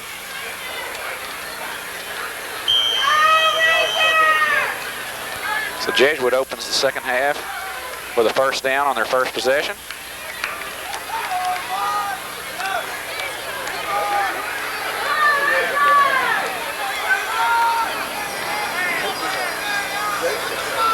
One split out each on both sides. Throw to the fullback incomplete. That was number 40. I believe that's our man, Adderhold. I believe that's who we decided that was, Joe. That's a good thing Hall threw that ball out in front of him, and he wasn't able to get a hold of that because he had a lot of real estate in front of him. The wide receiver was doing a good job carrying the secondary down the field. Incompletion brings up 2nd and 10. Greg Squires split out near this side. Screen pass, middle screen. Complete, and he's still on his feet. Finally brought down by Jason Exum. His number 8, Bobby Doherty, the leading receiver of the first half. Hey, Jason covered a lot of ground that time, caught him from behind. Very well executed screen pass by the Jesuit Rangers.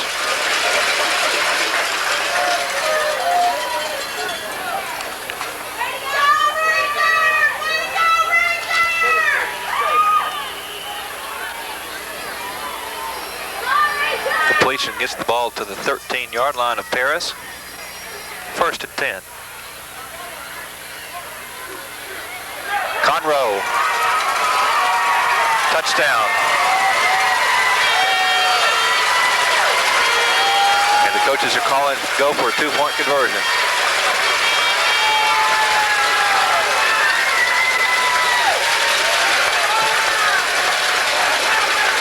Jesuit coaches, Joe, obviously found something to make a halftime adjustment with. Well, their offense didn't do a bad job in the first half moving the ball. It's just that they weren't on the field very long.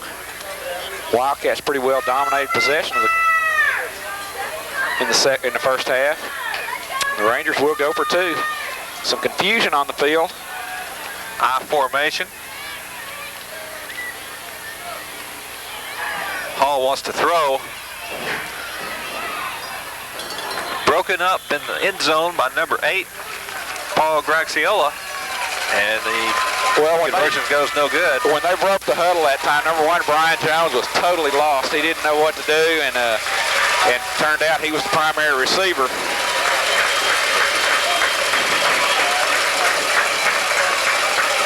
Has some good blocking to seal off the inside. As we said earlier, Brian Conroe looks like he's got real good natural instincts carrying the ball. Got some good speed.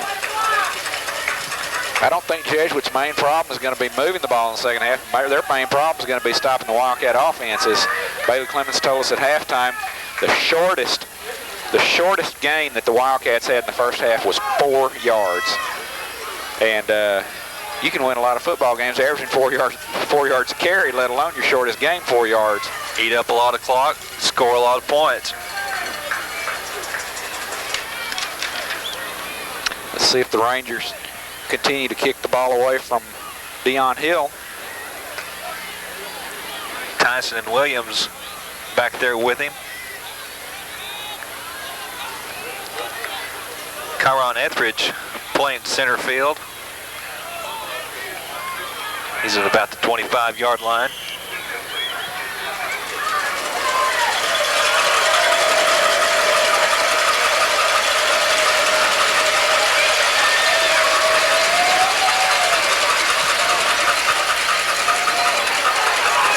Hill finally winds up with it after some confusion. And he gets punished for it. Brought down by number 35 of Jesuit, Jim Squires. I don't know how McCollar did that, but that was a knuckleball in the purest sense. You could see the seams on the football. It was a kick, and it wasn't moving at all. It was just dancing around in the air. Had no spin whatsoever on it. Wildcats had trouble fielding the ball, and they're pinned down deep in their own territory. The ball on the 13-yard line. Worst field position they've had all night. Right.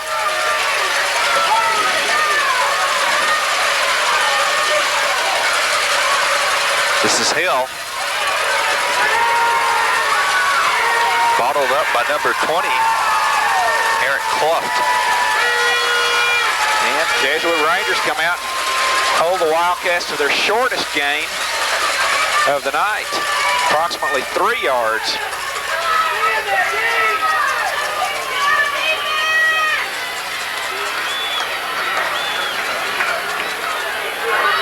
Bring up a 2nd and 7 for the Wildcats. Ball's placed on the 17-yard line. Julius Martin and Josh Bray bring the play in.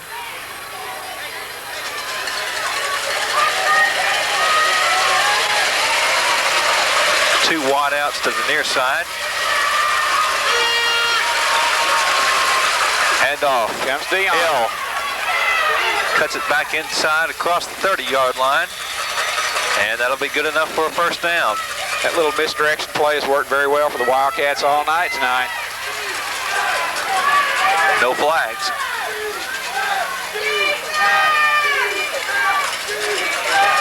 Joe, that was amazing there at the end of the first half. Having 3 touchdowns in one drive called back. And the clock ran out with the ball inside the 10-yard line. Just felt like it was just a matter of time before they would have done it again. Hill across the 35. And of course, what you hope if you're the Wildcats, you hope that doesn't come back and haunt you before the night's over with. The way Jesuit drove down the field their first series of the second half, you have to wonder.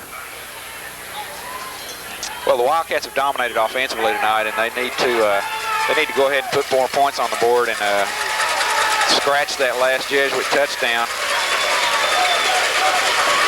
5-yard gain on that carry. 2nd and 5. Hill again.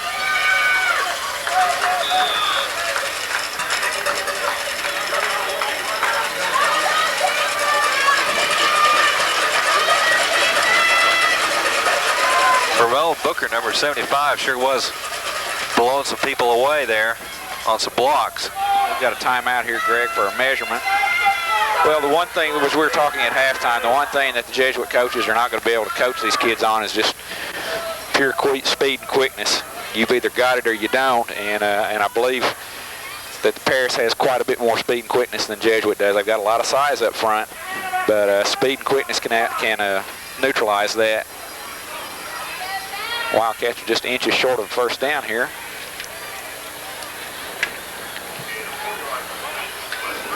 Joe talking about Booker, 6 foot, 290-pound sophomore. He's going to be anchoring that line for a few more years to come. 3rd and short for the Wildcats. Not a bad belt loop to grab hold of and follow, is it? No.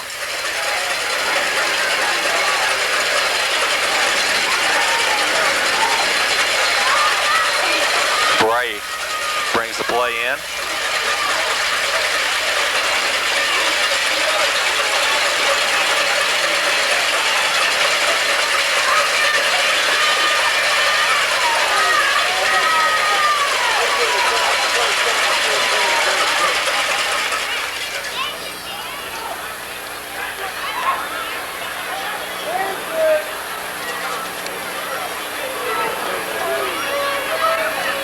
Confusion on the field here. The officials are trying to get something straightened out.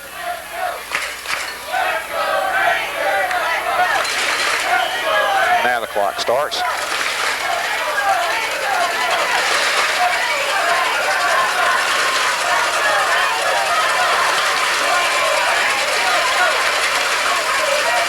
Tyson. Wildcats will have the first down. I thought I might have sent a face mask in there, and I believe I did. I believe I see some laundry on the field now. Yes, it looked like his head was jerked around a little bit. And that's what we've got.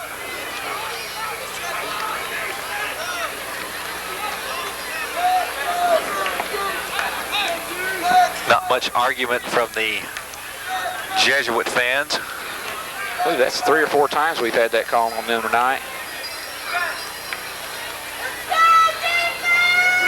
Of course, in reality, the Wildcat backs have been by them so fast, a lot of times they're just reaching out there trying to grab anything they can, and that's all they've been able to grab a hold of. It was one of the few plays tonight, Joe, that Deion Hill got to take a breather as Jermaine Tyson took his place. Hill's right back at it.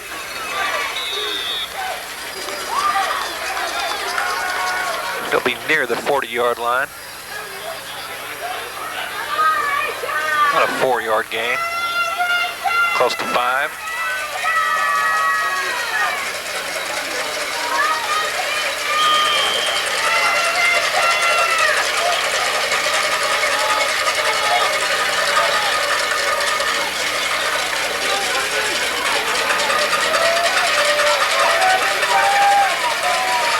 Second and 5. Blitz by the Rangers. This is Sims. He's going to be tackled in the backfield, Joe. 29, Tim Reff got the pursuit, got the tackle. Greg, I believe that's the first time all night that Jesuit has held the Wildcats to no gain. And they did it that time with a run defense blitz.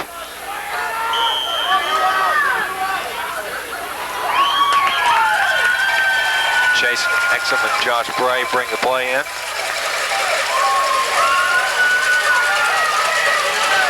Third and 6. Hill and Sims in the backfield.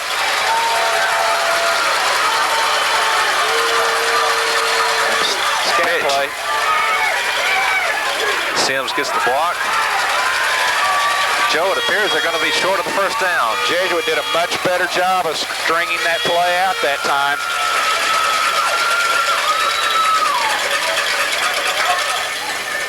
Joe, you were saying first half, run that scat play until they can stop it.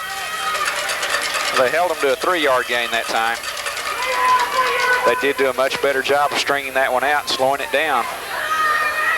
Paris wants to go for it here on 4th and 2. Oh, sure.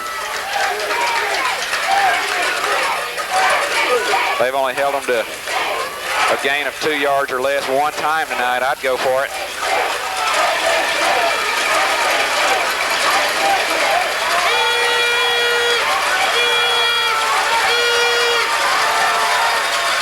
Hill goes to the outside. He's gone. Oh, no, he's in the end zone. Julius Martin just made a huge mistake. He's going to be called for a clip on about the 10-yard line, and the guy was not going to catch Deion Hill anyway. It made no difference whatsoever in the play. And he's making a long trip over to the sidelines right now, and he's getting an earful from his coaches.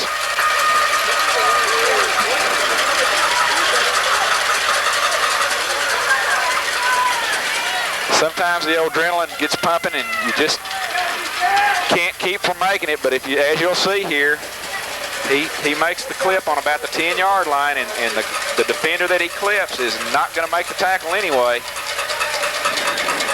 Good move by Deion.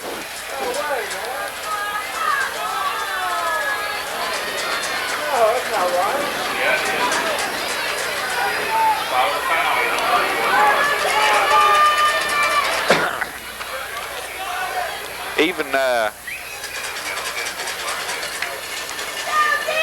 Even with the penalty, there's quite a bit of positive yardage for the Wildcats. Ball is now marked on the 23-yard line. Deion did a good job that time. They looked like they had the play sealed off, and a juke here and a juke there, and he's free. Jermaine Tyson is the halfback on this play, and he'll take the pitch. Lower his head, go inside for a nice gain.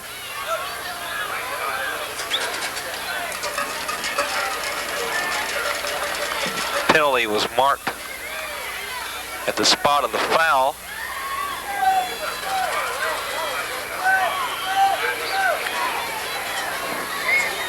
Greg, I see number 54,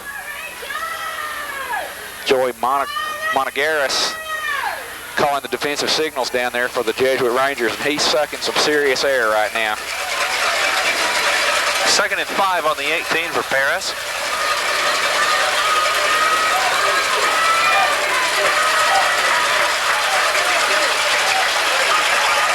Patrick McCauley makes the play on Tyson that time.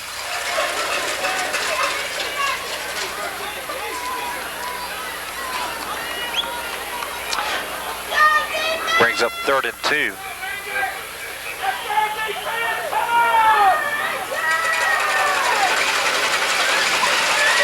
Dion Hill is back in the ball game. For the 4th time tonight, we've seen a Wildcat touchdown brought back because of a penalty.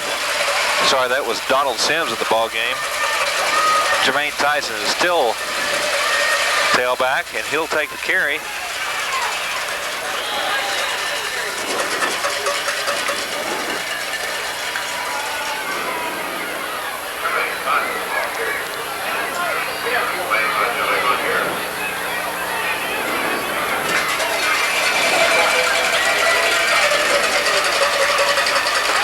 They're going to measure it, Joe.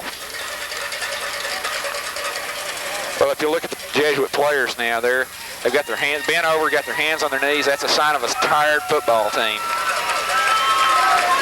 Sucking wind.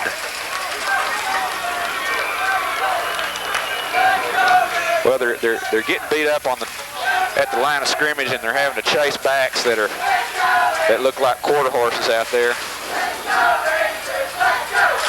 Now Dion Hill is in the ball game, as you would expect on 4th and short. No, they gave him the first down. Okay. Gave him the first down. So it's Hill and Crenshaw in the backfield. And this is Crenshaw. Gets to the outside, but is dragged down by number 2, Kevin McMyler. You might have heard his name before. Plays defense too, doesn't he?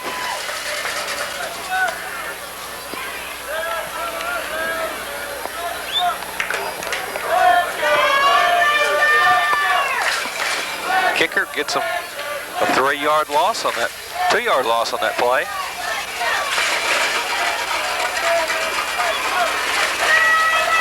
Second and 12 on the 15.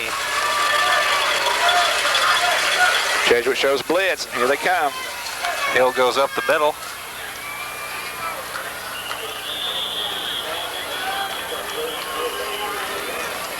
Greg, the Rangers' blitzes have seemed to slow down the Wildcat running game a little bit.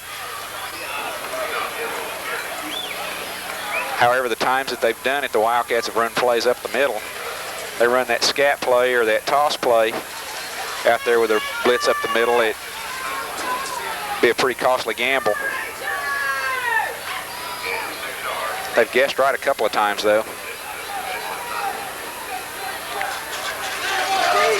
Clock is down to 2 minutes left in the 3rd quarter. It's still only the second series of the half. Smith keeps it, but he'll be tackled short of the first down as number 39 for Jesuit. We don't have his number available. Makes the stop. Well, Wildcats need to go for it here. They're 2 extra points tonight.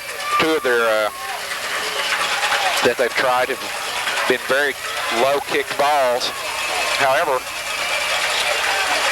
no, they're not going. They are going to go for it. Thought I saw Rothfuss check in. It's going to be 4th down and 5.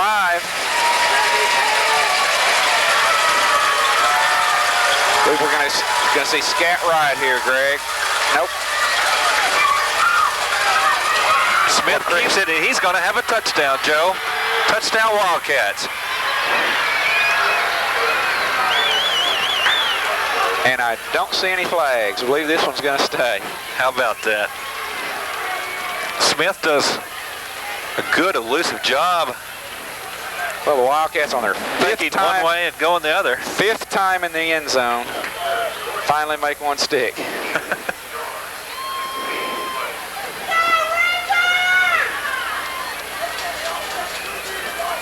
Chris did a good job on the play fake then. Held the line up and then rolled out, kind of did a little bootleg. Had a lot of real estate. Smith again. He's not going to make the conversion. And the score will stay 33-14 Paris. Joe, we should have a replay available here. Watch the play action fake here by Smith. Everybody's running after him. A lot of white jerseys on the left side of that. Patrick McCauley was completely fooled on that play, number 53. So he took off after the running back around the left side, but he wasn't carrying the ball. Well, this Jesuit defense is very tired right now. They've been on the field most of the game, and while they've been on the field, they've been chasing some very speedy backs. The clock is down to 58 seconds. Look for the Wildcats to have a big fourth quarter. Joe, we want to take time here in the third quarter to mention our sponsors for tonight's NBC TV Game of the Week. They include First Baptist Church, KPOT AM and Star FM 107, St. Joseph's Hospital, AAA Rentals, who helped us with the end zone camera tonight, and Aramark Food and Catering Services, where you can contact Bailey Clements, our statistician, at 782-0408.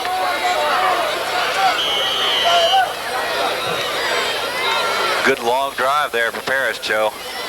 Well, they answered. That's exactly what they needed to. And correct me if I'm wrong, Bailey. Paris is not punted tonight. No punts. No turnovers by either team. Rothfuss squibs it. And number 42 manages to fall on it. That's Jeremiah Smith.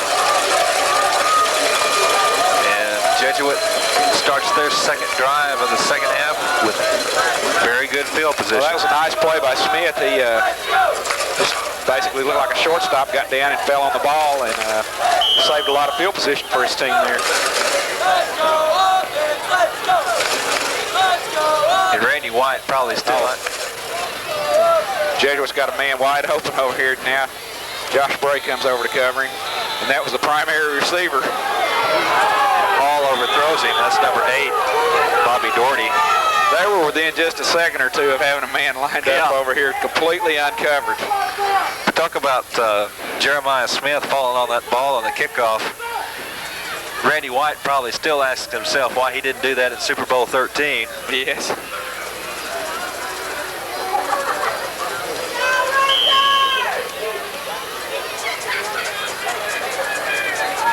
The Manster.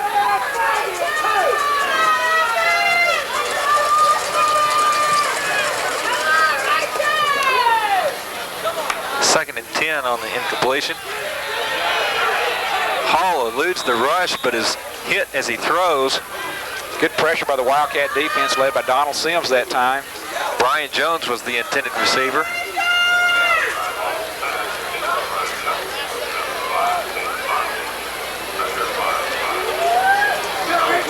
Talking about Randy, we heard him a few times here lately. I know in the preseason doing a little color commentary on TV.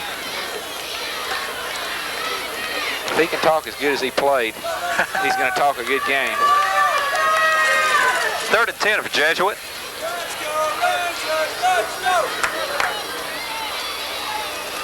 Hall wants to throw. Hits his man, Kevin McMyler. Punter, kicker, wide receiver, and free safety. Just off his fingertips. He completes that pass. He's got a first down. Little swing pass out of the backfield. It's worked well for them tonight, but they just haven't been able to execute. Joe, you don't see a lineup sheet or a roster list of young man's name with 4 different positions very often. Fullback, free safety, kicker, and punter.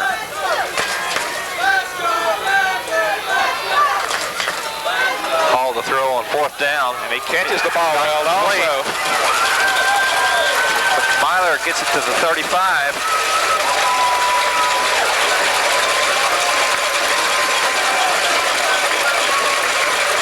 Well, man's quite an athlete.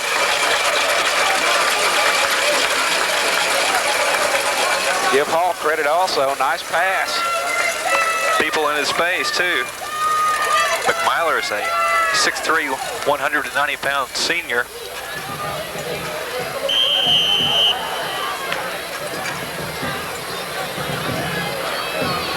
Clock is running, 25 seconds left in the quarter. Draw.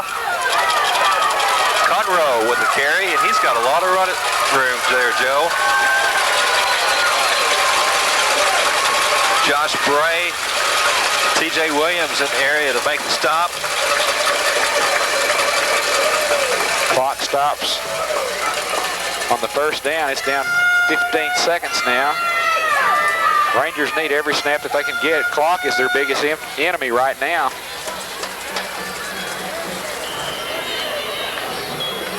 Clock starts now. It's down to 10 seconds. This should be the last play of the quarter. They're going to be lucky to get this one off. Conroe's changing the play. They're not going to get it off. Clock expires at the end of the third quarter, where our score is 33-14. The Paris Wildcats over the Jesuit Rangers. Stay tuned for these commercial messages. We'll be back for the fourth quarter after this. My son has been drinking, and I think he's using drugs. I just feel so ugly. I don't want anybody to see me. I'm so sad all the time. I can barely get out of bed. I just needed to talk to someone because I miss him so much. Stand strong. No matter what you're going through, there is hope at the end of the line. Focus on the family. How can we help? Welcome back to Noise Stadium. 33-14 Paris over Jesuit is our score. Jesuit deep in Wildcat territory. We're not able to get the play off at the end of the third quarter. They've had a successful looking drive so far. And it's first and 10 on the 11. Hall will throw. Has a man in the end zone, but it's incomplete. Well, the main thing the Jesuit offense is doing here, they're giving their defense a little bit of a breather. They're very tired. I believe number 31 caught that ball. He was just out of play. It was a very nice pass, a nice catch.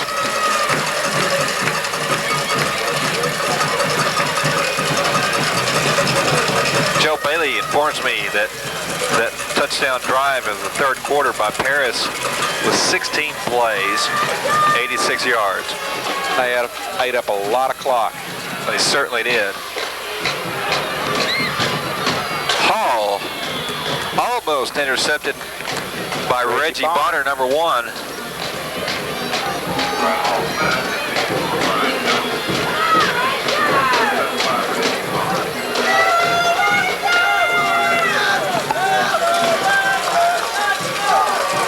Big play here for the Wildcat defense, third down and 10.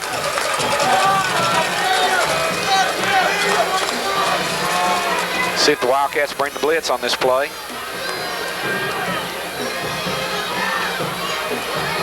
And movement on the line. Pass is incomplete. Jesuit wants a flag.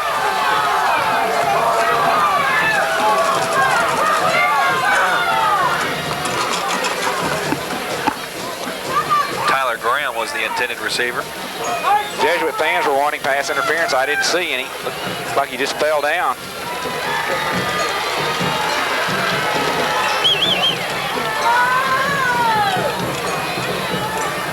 Fourth and 10. Greg Squires, number 31, split out to the far side. Bobby Doherty this side. And timeout is called by Brian Hall, the quarterback. Jesuit fans in front of us have been on the officials all night tonight. I don't know what more they can want. They've called back 4 touchdowns for the Wildcats.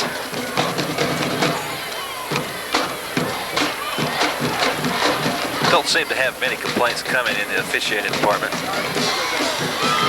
Well, when you're averaging how many yards per snap, 10 plus yards per snap, I don't think it's the officiating.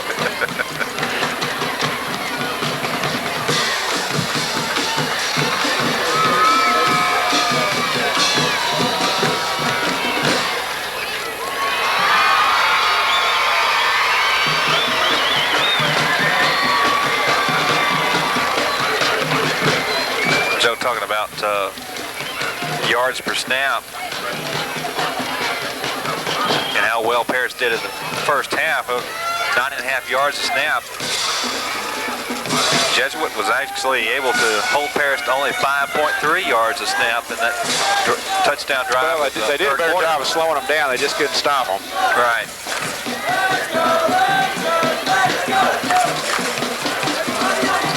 And there were a few plays in that drive that Paris was dropped for a loss. Hall will throw. Airs it out. Flag on the play. They got the flag that time. Jermaine Tyson. Now, from my vantage point, looked like he threw the ball out of the end zone. If I were Paris, I'd be asking if they could, if that was a catchable ball. They're going to call it holding, though.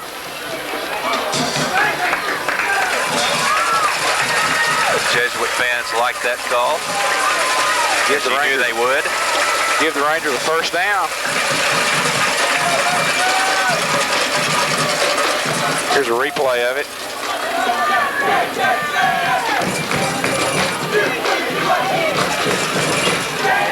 Yeah, he tried to pull him down, didn't he? Yeah. Half the distance to the goal is how it will be spotted. First and goal from the 5. The big fullback, number 40, takes the carry. We decided his name was Adderhold. I believe that's him. If it's not, it looks like him. Yeah. Well, once again, there's nothing up the middle on the Wildcat defense tonight.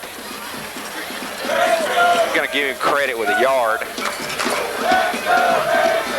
That was just basically diving on the pile. Second and goal at the 4. Ball was loose. I believe he recovered. I believe Hall was able to fall on it.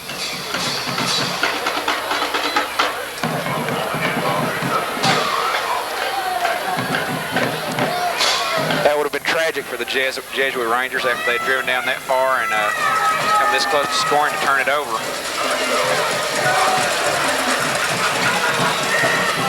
Got 2 more plays to get in the end zone for this drive. Doherty and Jones split out to each side. And Hall will throw incomplete.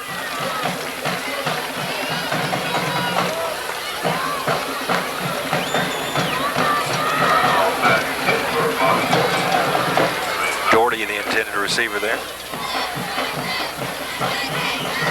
And it brings up 4th and goal.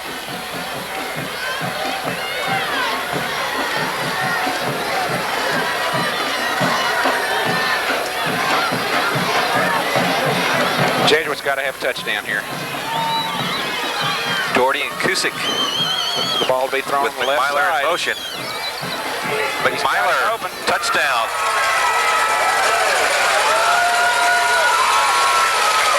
Nice play. They let the split end come out and take the defense into the middle of the field. McMyler came out of the backfield, had wide open field in front of him. Touchdown, Jesuit Rangers.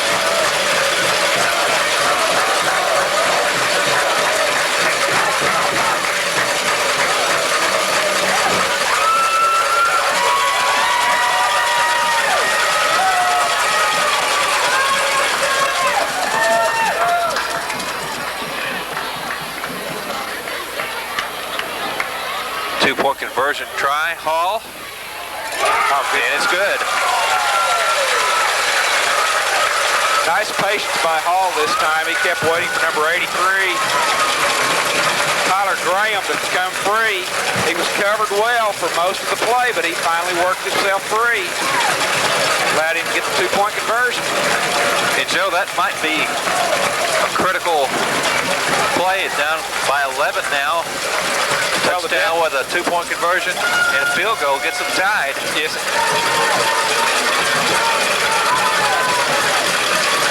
Well, the main thing the Wildcats need to do, they need to come out, not make any mistakes. Worst things that can happen right now for the Wildcats to turn the ball over on this possession. The clock is still their biggest ally. They just need to keep the ball. I wouldn't do anything differently from what I've been doing all night.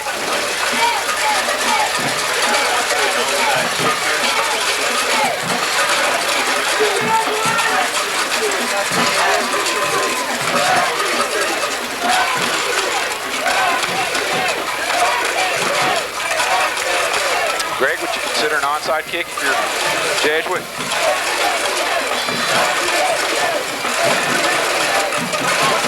Wildcats only might do it. They're thinking about it. They only have 5 men up there on the line.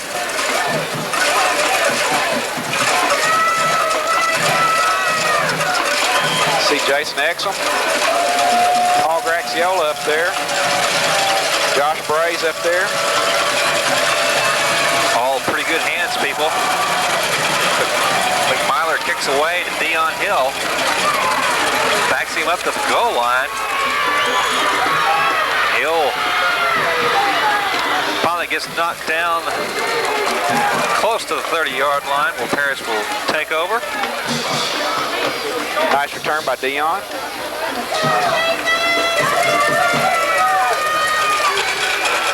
Myler scores a touchdown and then gets to kick off afterwards.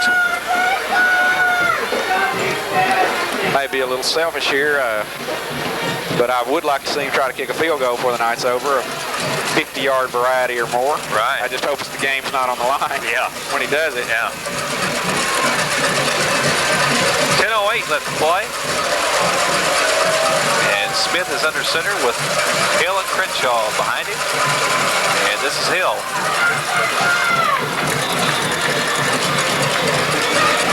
Fights his way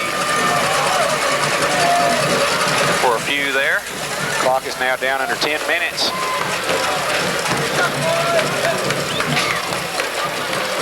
Some of the Jesuit lovelies.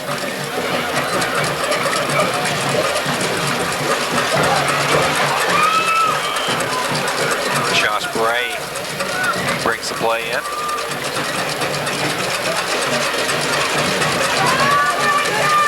Five-yard carry brings up 2nd and 5 on the 32-yard line. Hill again. Good running room. There's our man McMyler again. He's everywhere. Gets across midfield for good yardage.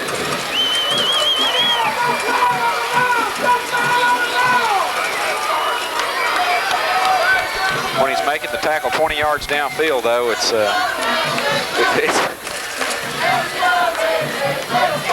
I guess you could say it's good that he kept him from scoring. Yeah.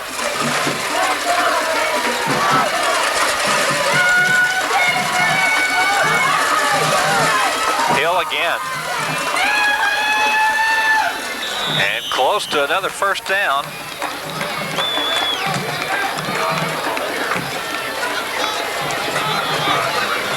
Greg, it's been a long time since I've seen a game played this deep without any turnovers. Both teams have done a very good job of holding on to the football. Hill's a yard short. He's going to get a break here.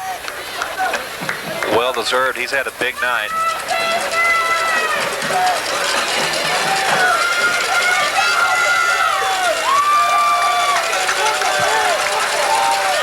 Tyson takes his place and takes his pitch, but he's dropped for a loss. 44 and 35.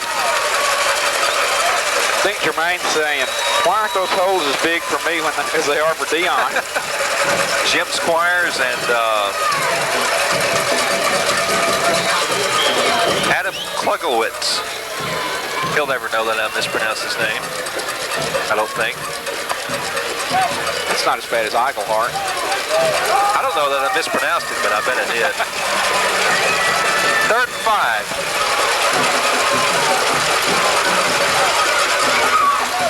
Fake pitch, and then Mason Crenshaw takes it.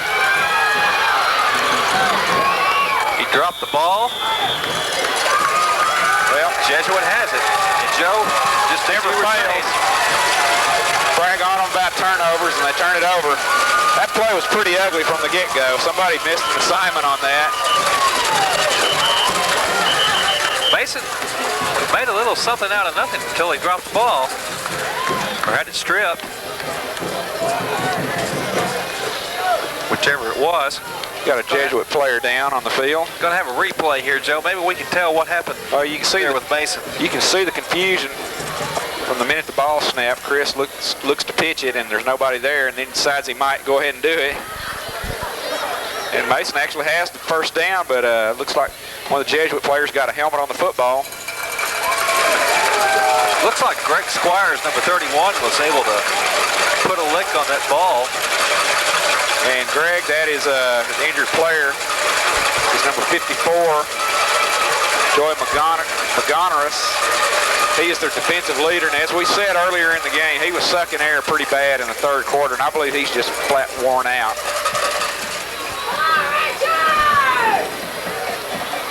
He's a tired young man. Have a final from R.L. Maddox Stadium, Joe, and get a load of this. 49-0, North Lamar. Not a bad tune-up for district. How you like that for your homecoming? Hall will throw on first down long. Oh, Reggie Bonner. Boy, that's a good call, Greg. Bumping, Reggie. Reggie had his arms flailing away, and he bumped the receiver.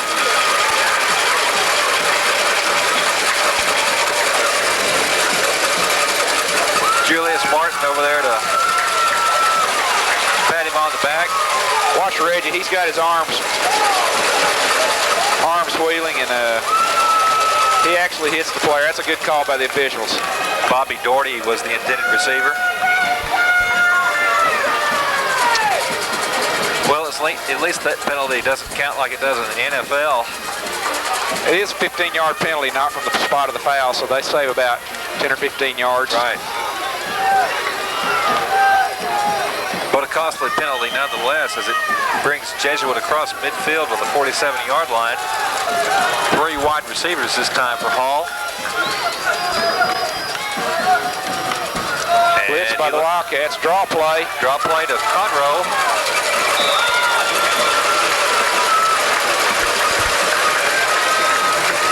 Tyson and Crenshaw in the area. Conroe got out of bounds.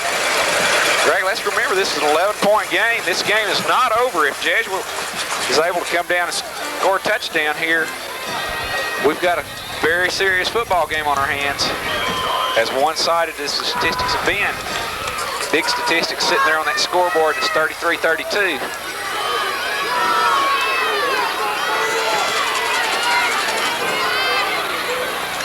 Got a reverse coming. He's going to throw it. He's got him wide open. Touchdown Jesuit. Eric Clough to Bobby Doherty. And that's just how the coaches drew it up, too. Dalen Bunch had the reverse figured out. He wasn't expecting him to come up and throw the ball, but Doherty was able to sneak back behind the secondary, and Doherty was all alone. It's getting very uncomfortable, Greg. This is a key play here. A 2-point conversion here gets them within 3 points, and let's remind you, McKyler has some kind of strong leg. He's got him open. And the conversion is good. McKyler again. He gets the 2 instead of the 1 where he would have kicked. And it's now a 3-point ball game. Well, Greg, McKyler has got the leg to give it a good shot from 60 yards. The air may be a little bit more damp, a little more heavy this time of night, so he may have a real good shot from 55, but he's got the leg to get it there from 60. So the biggest thing the Paris Wildcats can do right now is get that ball, no more mistakes. Run the clock, get some points. But you got a fired up Jesuit team right now.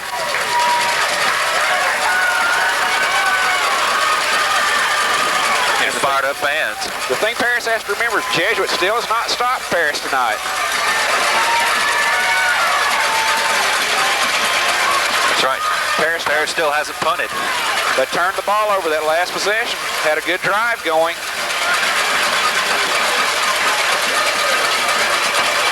But the Jesuit Rangers have done a good job. As one-sided as statistics have been, they've done a good job of staying in this game. Paris getting some hands people up. Pickman Myler kicks away.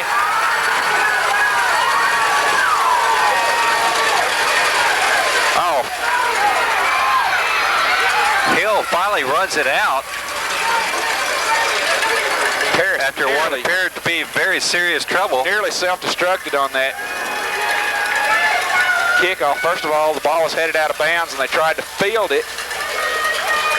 Touched the ball, and then it went back into the end zone, and then they tried to bring it out of the end zone. And end up taking over possession inside their own 20-yard line. That's not what they needed.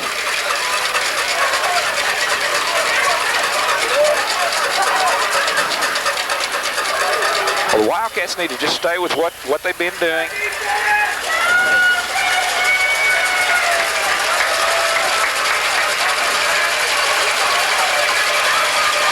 First and 10 Wildcats.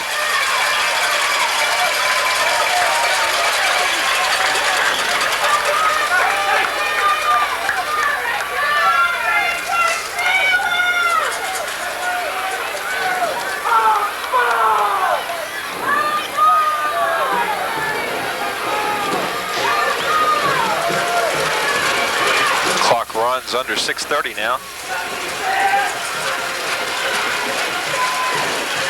Joe, we'll get a chance on this replay to see what went wrong there near the end zone. There's where we tried to touch it. Williams mishandled it. And back to live action on the 2nd and 4 play.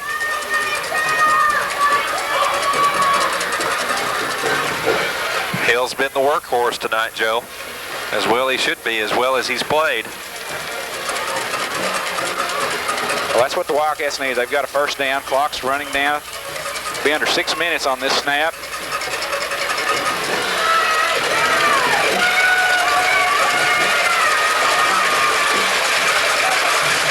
As we said, the Wildcats need to hang on to the football.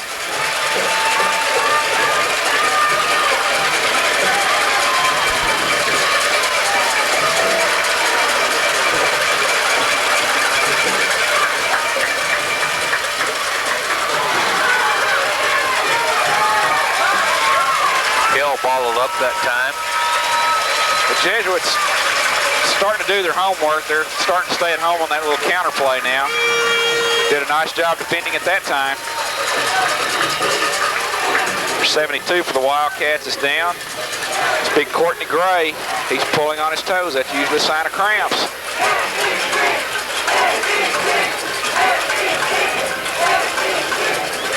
Gray, another anchor of that offensive line. 6'4", 285-pound senior.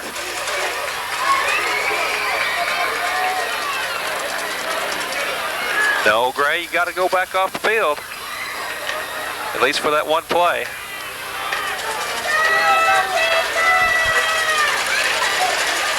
For 71, Asa Truel checks in. Clock starts down to 5:15 now. Josh Bray also checks in. 1 yard loss officially on the play. Brings up 2nd down and 11. Sims. Good hard running by Donald Sims. He runs over number 29, Tim Riff.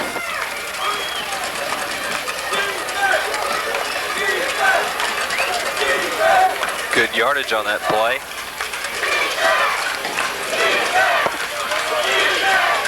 About a yard and a half short of a first down.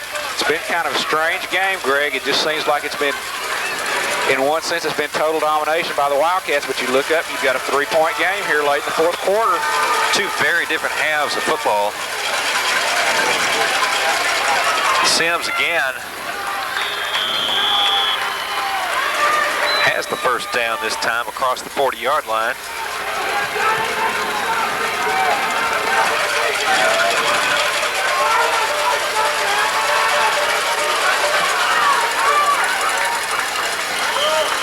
First half was just total domination by Paris. The second half, Jesuit has been able to close the gap, thanks in part at least to a few Wildcat mistakes. Well, the Jesuit offense has done a good job in the second half of mixing up their offense. They've kept the Wildcats off balance.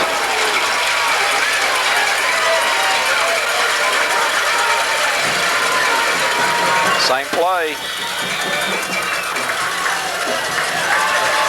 Not much there on that play. They're going to call it even there. It's a big gain. Courtney coming back on the field for the Wildcats. Short breather.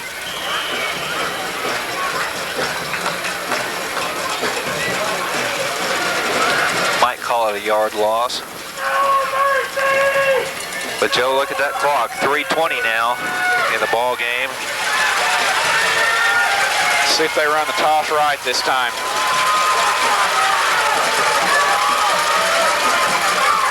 Hill cuts it up back inside and still has running room, breaking tackles. Well, across the 40-yard line of Jesuit. 3 different Jesuit Rangers tried to arm tackling him, and it won't work.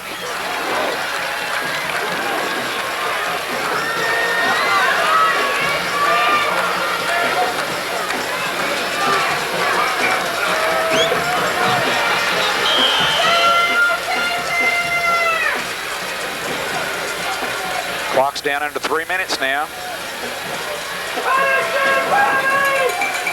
Jesuits got to be just feeling like they've got to get their hands on the ball.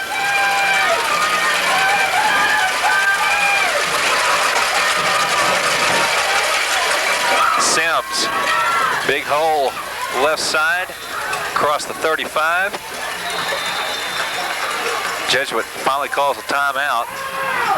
It's a big asset for a team to have a big, powerful, bruising running back like Donald Sims back there, and Donald Sims is doing the job right now for Paris. Timekeeper is getting an earful on this side of the field as didn't get the clock stopped. Officials are having a hard time with the Jesuit coaching staff, telling them to get off the field. Probably about 5 seconds ran off there after they called timeout.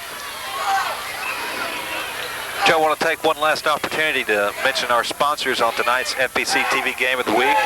They include First Baptist Church, KPLT AM 1490 and Star FM 107, St. Joseph Hospital, AAA Rentals, who helps us with the end zone camera on Noise Stadium games, and Bailey Clements, our statistician at Aramark Food and Catering Services, where you can call Bailey at 782-0408. And Bailey hands me a stat here saying that Dion Hill now has 152 yards rushing. I'm sorry. Just in this half. In this half. It'd be 280 yards rushing for the game.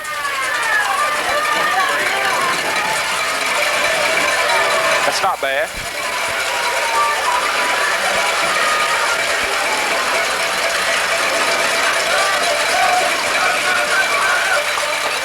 Greg, Jesuit is at the point now where defensively they've got to start gambling. You're liable to see them start coming with some blitzes.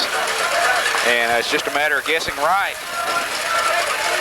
You guess right, you've got a chance to stop them for no gain or a short gain, which is what they're needing. You guess wrong, there may be 6 points on the board. Bailey's saying pass. I don't believe I would. Now, keep it on the ground. Run that clock. Sims. Near a first down. Probably got it added up here. 275 yards for Mr. Dion Hill, number 22. It's not a bad night. He's run hard tonight, too. Haven't seen anybody get a good lick on him. There have been a lot of arm tackles. Another called out. Timeout is called. Another timeout is called. Talking about 275 yards, Joe, you have to wonder in the long history of Paris High Wildcat football what the record would be. I have no idea. For total rushing yards in the game.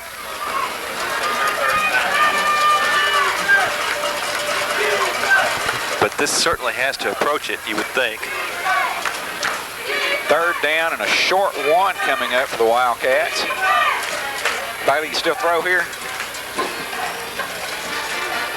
Bailey wants to go for the home run. Got everybody within 3 yards of the ball. They are cheating up, aren't they? I think Paris has the roll left play that Texas ran against Nebraska in their arsenal.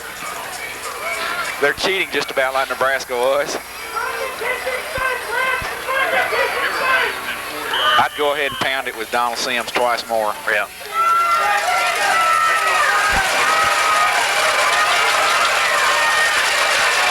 Donald Sims can't get you a yard on here. 2 plays. He's going to get a lot more than that. How about 6 points, Joe? Touchdown Wildcats. And that's the nail probably in the coffin there. Well, as we said, Jesuit was at the point where they had to gamble, and Donald came in and hit that hole hard. Ran hard. You know, Deion's had a tremendous game with 275 yards, but I've been real impressed with Donald Sims here in the second half. He's played ball control offense. The scoreboard's a little incorrect there. Now we got it right. Rothfuss will try it once more. From the hold of Bonner. High snap, blocked again. But that's okay. Once Paris has a 9-point lead with 2:05 left to play. And he had a high snap then. The Jesuit defensive line hasn't gotten any kind of penetration offensively like that all night, but they've done it 3 times on the extra points. Joe, let's watch this replay of how Donald just bulls his way through the middle, dragging defenders with him. Well, Jesuit gambled. They put everybody up on the line of scrimmage, and Donald found a little crease, and once you get in that secondary, it's all over.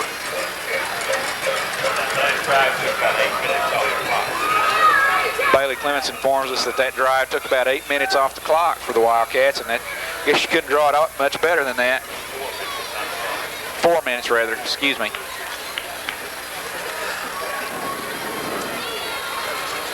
But still, well enough time to very effective. Should ensure the victory.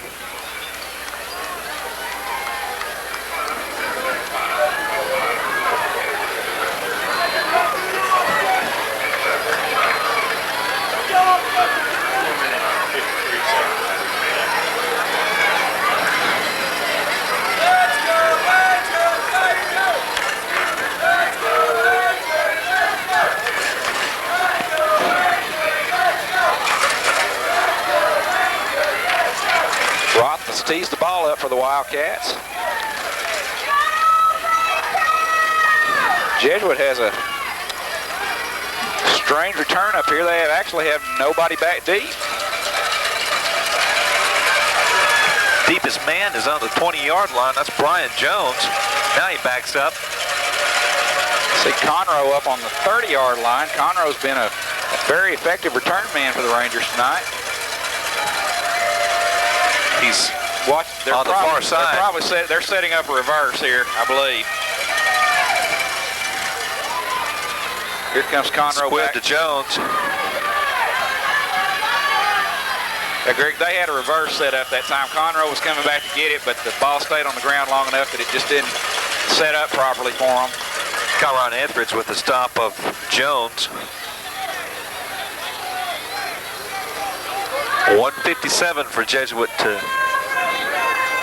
erase the 9-point deficit.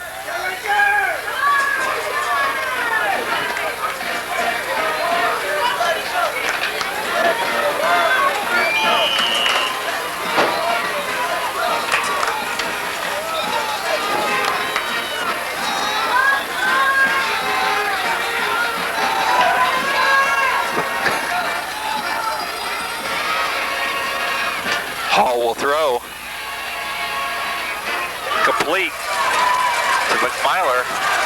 He's still on his feet across midfield of the 45-yard line.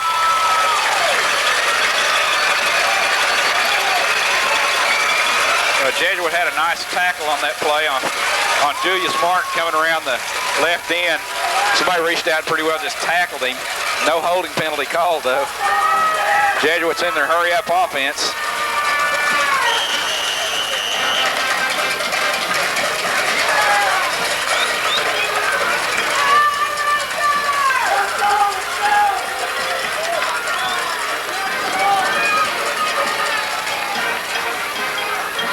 Hall again will throw. Again complete. Unable to get out of bounds, though, was Brian Jones. Nice job by Hall throwing the ball that time. Kyron Etheridge was all in Hall's face. He did a good job stepping up, still completing the pass. 1:28 left to play. Ball on about the 34-yard line. Hall drops back and throws long. Touchdown, Jesuit. What a catch.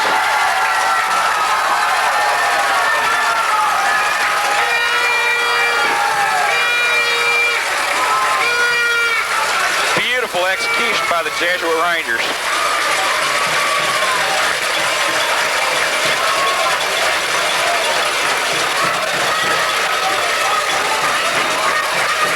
Outstanding pass by Hall and a beautiful over-the-shoulder catch by Bobby Daughtry.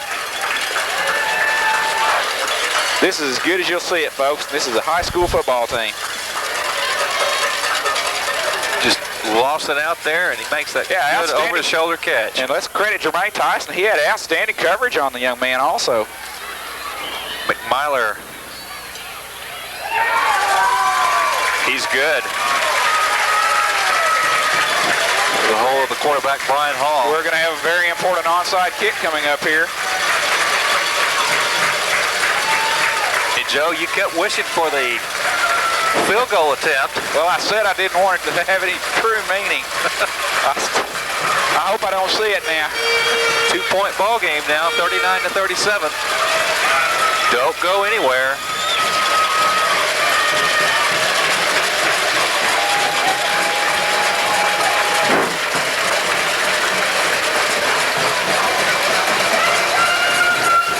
Coach is setting up the play now.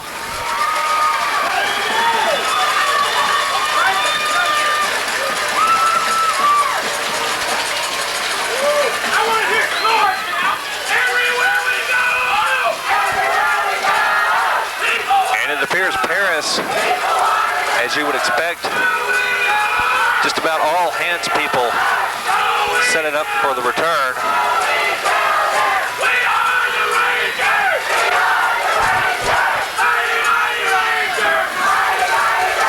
Jesuit fans fired up.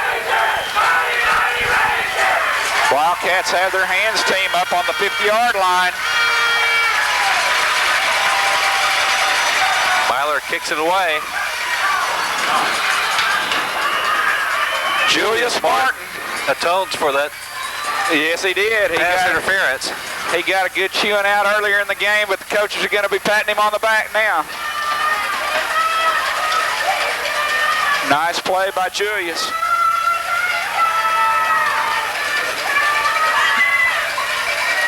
The Wildcats dodge a bullet, and it appears they will be able to hang on to the victory. But not after a furious fight by the Jesuit Rangers. Let's give Jesuit a lot of credit. They've done a good job of hanging in this ball game. It could have very easily gotten away from them.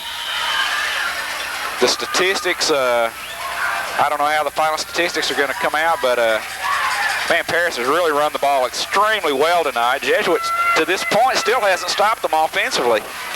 But the Rangers offense made some adjustments at halftime. They've been very effective moving the ball. They hung in to take advantage of what few mistakes Paris made in the second half. Well, Jesuits run that pro-style offense, and they've done a very good job here in the second half. This is going to be a very good tune-up for the Wildcats getting ready for district.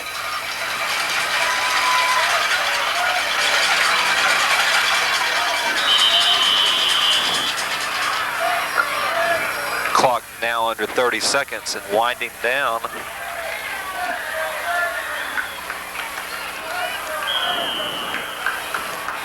Bailey's Dion going to finish with 275.